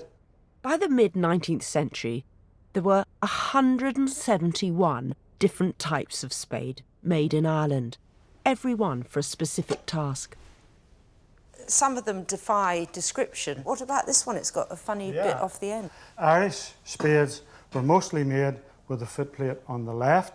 And when the English and Scotchmen came to Ireland, they said the Irish were left-footers or dug with the wrong foot. So today, if someone asks you what foot you dig with, they're asking you what religion you are. So a left-footer would be a Roman Catholic. Which is your favourite? Well, the County Antrim one would be this one here, and this would be a good, strong, labouring man's spade. Could you show me how to make a spade? Well, we'll have a go.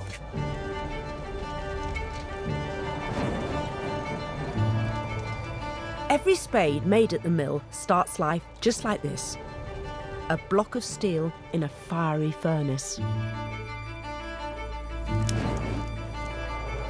So that's the socket. Yeah. That's where the shaft goes into. Then the block of steel is hammered until the shape begins to form. So squeeze it nice and tight. Got it. It's amazing to see that just starting to take shape like that. I love it. Where are we off to now? Back into the furnace. Back into the furnace. Then it's pressed into its rough shape by a machine called a billet press. So that is called the lift. Yeah. And that is called the dish. Pushes up and down. Traditionally, spade making was a secretive craft. And then lift it out a wee bit, let the steam come off it. Desperate not to lose their jobs, spade makers rarely revealed the tricks of their trade. The skills were passed from father to son and craftsman to apprentice. Woo! And there we have it. Beautifully done, if I might say, Yes. Colin. Okay, got it. Yes! Thank you so much, Colin. Pleasure. That really was a privilege to have Well, it's my watched you do pleasure. that, and I'm so touched. My pleasure. I think someone called Alan's going to want that. Fountains Abbey was also a hotbed of industry. As well as harnessing water power, the monks built a wool empire that stretched from coast to coast across northern Britain. Walking through this mysterious ruin, archaeologist Mark Newman is revealing the lives of the ancient monks who made their home here. And beneath the abbey's manicured lawns are some surprising secrets. Archaeologist Dr. Chris Gaffney is from the University of Bradford. Serious stuff. It's not a lawnmower, Chris, which is what I thought from a distance. No. This is a ground-penetrating radar. Chris's lawnmower is really quite clever. It sends waves of energy into the ground. When they bounce back, it visualises what's beneath the surface. Chris and Mark originally used the radar to scan for old drains, but they soon discovered something extraordinary. Here we go. The images begin to build up, and can you see these things here? Yeah. They're graves. There's another one coming in. See what you We're can... picking up now. We're on new territory So now. you've got the new So new here data we've got sets, more coming in. Yeah, that's right. Yeah, This is just really... in here. Ooh, Fantastic. yeah. This is characteristic of a grave-type anomaly here. We can see them all the way through this section. Almost by accident, Chris and Mark had discovered one of the most complete ancient burial sites in Britain. It's absolutely perfect. Oh, there's loads of them, one after another, at a depth of 1.2 metres, about 4 feet. We may not necessarily be looking at the very bottom. In other words, there may be more than one grave.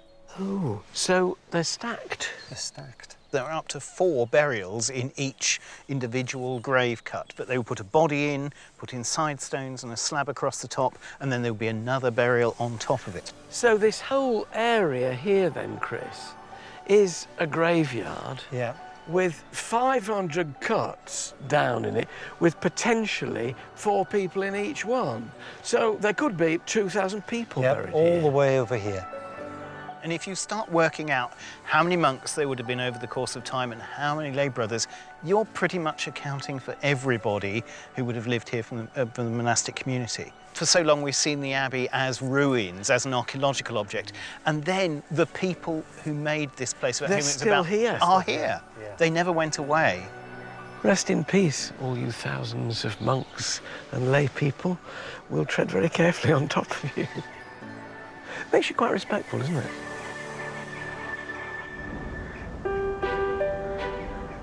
There were hundreds of abbeys and monasteries across the UK. So what can happen when the monks decide to move on? To find out, Annika Rice has made her way to Mottisfont Abbey in Hampshire.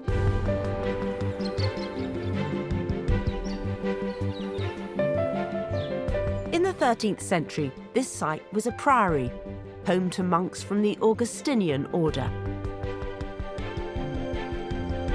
For 800 years, Mottisfont evolved quietly with a succession of owners. It wasn't until the late 1930s that it underwent its most radical transformation, and that was all down to one remarkable woman. Maud Russell had a dream. The wealthy art lover wanted to make her home one of the most extravagant places in Britain. A unique backdrop to throw lavish high society parties. Maud commissioned the extraordinary talents of Rex Whistler, famous for his portraits of London's glitterati. Wow. Oh my goodness. The centrepiece of his creation is Mottisfont's saloon, the Whistler Room. But first impressions can be deceptive. There are no real columns or ledges. Even the moulded plasterwork is a trick. All of it has been ingeniously painted to fool the eye. It is extraordinary, because if you look there at the columns and ledges, when you walk round, they just disappear in a sort of Rex Whistler moment of genius. Here to tell me about it is one of Maud's lifelong friends, historian and travel writer John Julius Norwich. This is extraordinary. Isn't it wonderful? Oh I think it's one of the loveliest rooms in England. Even the swags. Look Yes, at them. you see. It's outrageous. I know. Nothing's real. And you see That little paint pot up there, that's not real either. That's not real. He just left it behind, you know. That's very, very typical of him. He always did a thing like that. I feel as if I'm in a sort of theatre set. At Maud's parties, there were high-profile guests, like the Churchills, Ian Fleming, and members of the Bloomsbury set. She did make the most pulverisingly strong dry martinis, whiskey sours, old fashions. She was a tremendous bartender. As they sank their cocktails, John Julius often played the piano. I used to play the piano, and I used to sing a few songs to a guitar. The parties continued at Mottisfont for many decades, and it doesn't take much to imagine the Whistler Room filled with music and famous faces.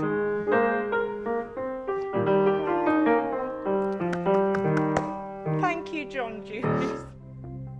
Like Whistler's astonishing trickery at Mottisfont, at Fountains Abbey, there's a visual treat that surprises and inspires. More than 250,000 people visit Fountains Abbey each year, but they don't just come to see the Abbey, because right next door to these ancient ruins is one of the finest water gardens in the world. This is Studley Royal.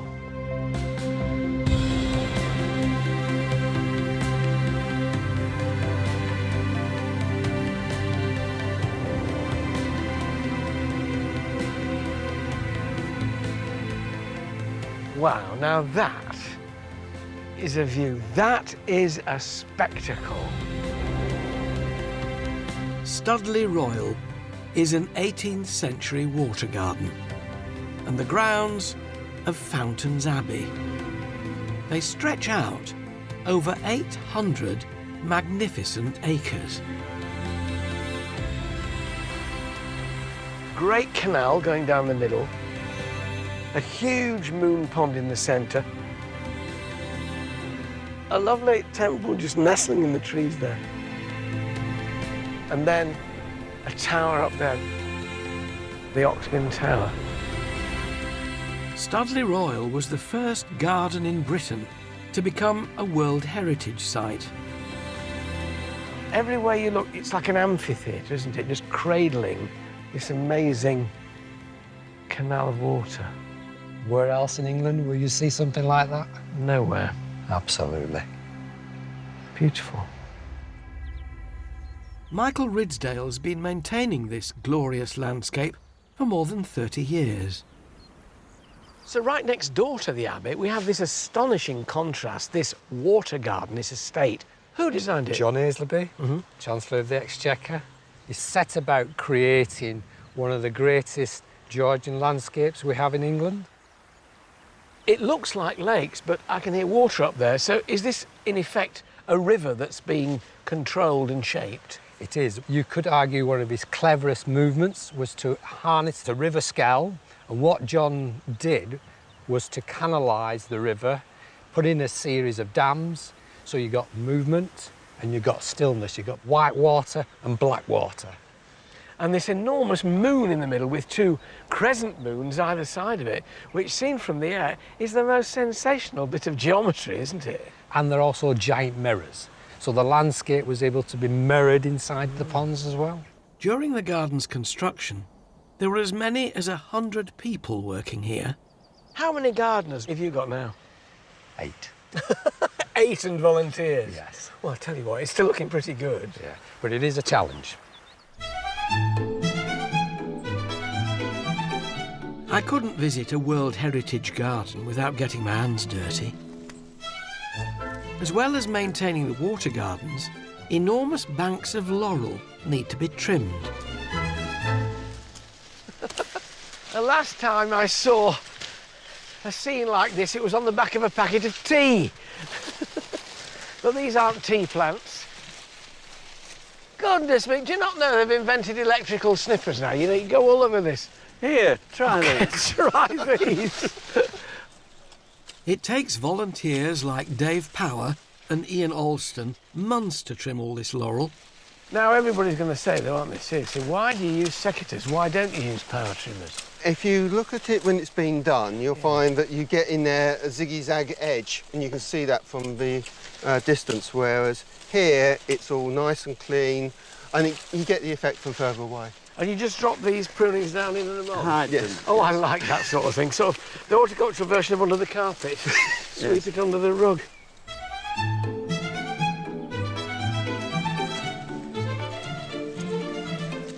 I really enjoyed myself, but I can't deprive you of the enjoyment for much longer. Thank you, Ian. Thank you. Bye. Thanks, bye. I'm going down now for a cup of tea as opposed to this tea plantation. Good old laurel. Reflects the light beautifully. Just blooming hard to get through. Watch your step. Just watch your step. Oh, chaps. Yeah? You missed it. Oh, drat. Oh! Hey!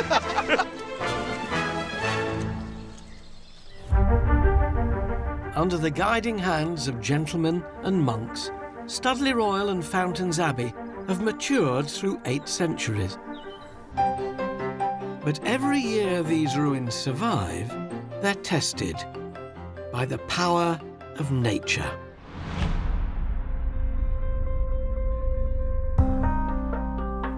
You won't believe how quickly this garden can flood.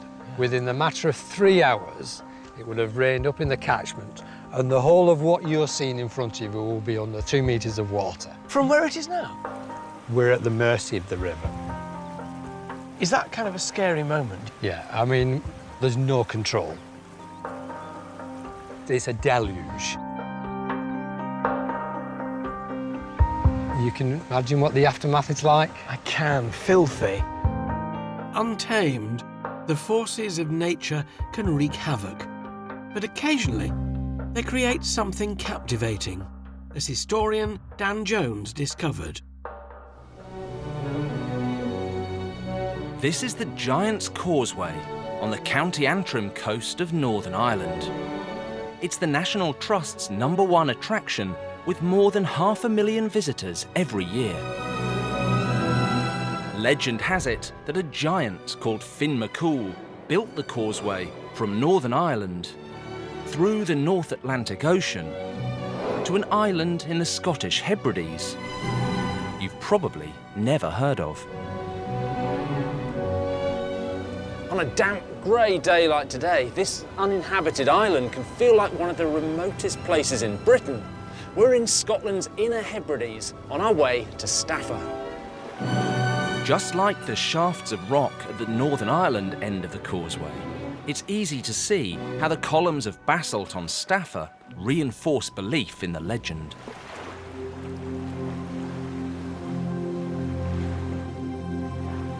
Geologists think the causeway was created not by giants, but by ancient volcanic activity. After eruptions on the Antrim Plateau about 60 million years ago, molten basalt lava hit the seabed and quickly cooled, forming these vast columns, just like the ones in Northern Ireland.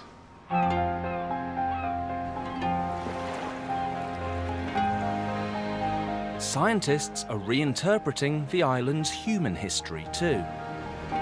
Dr. Daniel Rhodes, a National Trust for Scotland archaeologist, is leading a groundbreaking project to discover the island's early inhabitants for the very first time. Daniel's work is focused on this spellbinding place, Fingal's Cave. Daniel, over the years there have been some very famous visitors to Fingal's Cave, even Queen Victoria and Prince Albert, but some of them have left their mark on the walls. So Nimrod here, that's a ship, a famous ship, right? Yeah, there's been a number of HMS Nimrods over the last few hundred years. There's so much graffiti on these walls, but it's all over the top of each other. How do you get to see it properly and study it? We take high-resolution images to try and identify more than we can see in the cave. After some techie trickery called reflection transformation imaging, Fingal's Cave unveils the identities of more visitors. So we can manipulate the light source to move it around and create shade and shadow and see how much more we can actually read. This is an incredible effect because this looks just like a photo of the wall, but as soon as you start moving here, we've got all of these things coming out. So now we can see Stephen Hogarth. We've got a date there, looks like a 39. Looks like a 39, 1839 maybe. Yeah. Then suddenly these, even more of them. This, I think, says Plowberry. Daniel's technology is revealing a view of Fingal's cave never seen before. Not everybody can actually get to a Fingal's cave, but using technology like this, we can create these fly-throughs and these images, and people can experience actually entering the cave and walking exactly where we are. So we're sort of now going, well, right into that cave here, but you know, instead of taking a ferry and a boat and a train and a plane and everything that it takes to get here, you can look at this fly-through. Yeah. Incredible. We've all heard of the Giant's Causeway in Northern Ireland, but I love this Scottish version, nestled away here in the Hebrides. Because of the work the National Trust for Scotland are doing using the latest technology, we're finding out more about Staffa every day.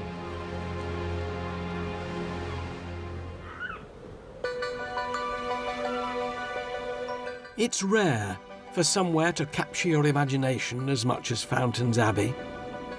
Walking through nearly 9 centuries of history, I developed a real empathy for the monks that called this breathtaking place home, how they lived and how they died. This glorious building is their legacy, an enduring testament to the power and influence of religion in the medieval world. Yet one man is mostly responsible for the way Fountains looks today. Not a monk, a king. Henry VIII, the architect of the downfall of this Gothic icon. So for 400 years, this is a prayerful community. Then along comes Henry VIII. He's not allowed a divorce by Rome, so he says, right, Catholicism's out. I'm having your money, I'm having your buildings, you can push off, monks. The deal is, as with all other monasteries, it has to be rendered unfit for future religious use. In the 1530s, Henry VIII wanted to crush the domination of the Catholic Church. He dissolved monasteries across the country. Fountains was far too grand and far too rich to escape his wrecking ball. So what happened physically? There are gangs of workmen stripping the materials out of here. Roof off. Roof off, huge timbers that can be very carefully dismantled and taken down and sold and used in other places. Certainly the lead sheets covering the outside, very easy. They've used a claw hammer to rip them off, melt them down into ingots, stick them on a cart down to York. The windows taken out of their openings, the glass can be reused, but so again can the lead strips that held it together. And they start work on the stonework as well. So you're missing here one of the 4 columns that would have supported the original crossing tower, and all you're left with is the scars in the walls where the stonework has been plucked off.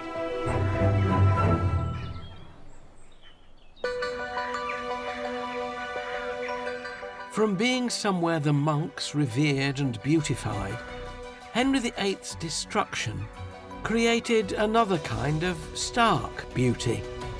Now, you look around and think there's still a lot of dignity about this place and a lot of wonder. It may just be a shadow of its former self, but somehow the skeleton of Fountains Abbey that's left behind is every bit as awe-inspiring as that was built over 800 years ago.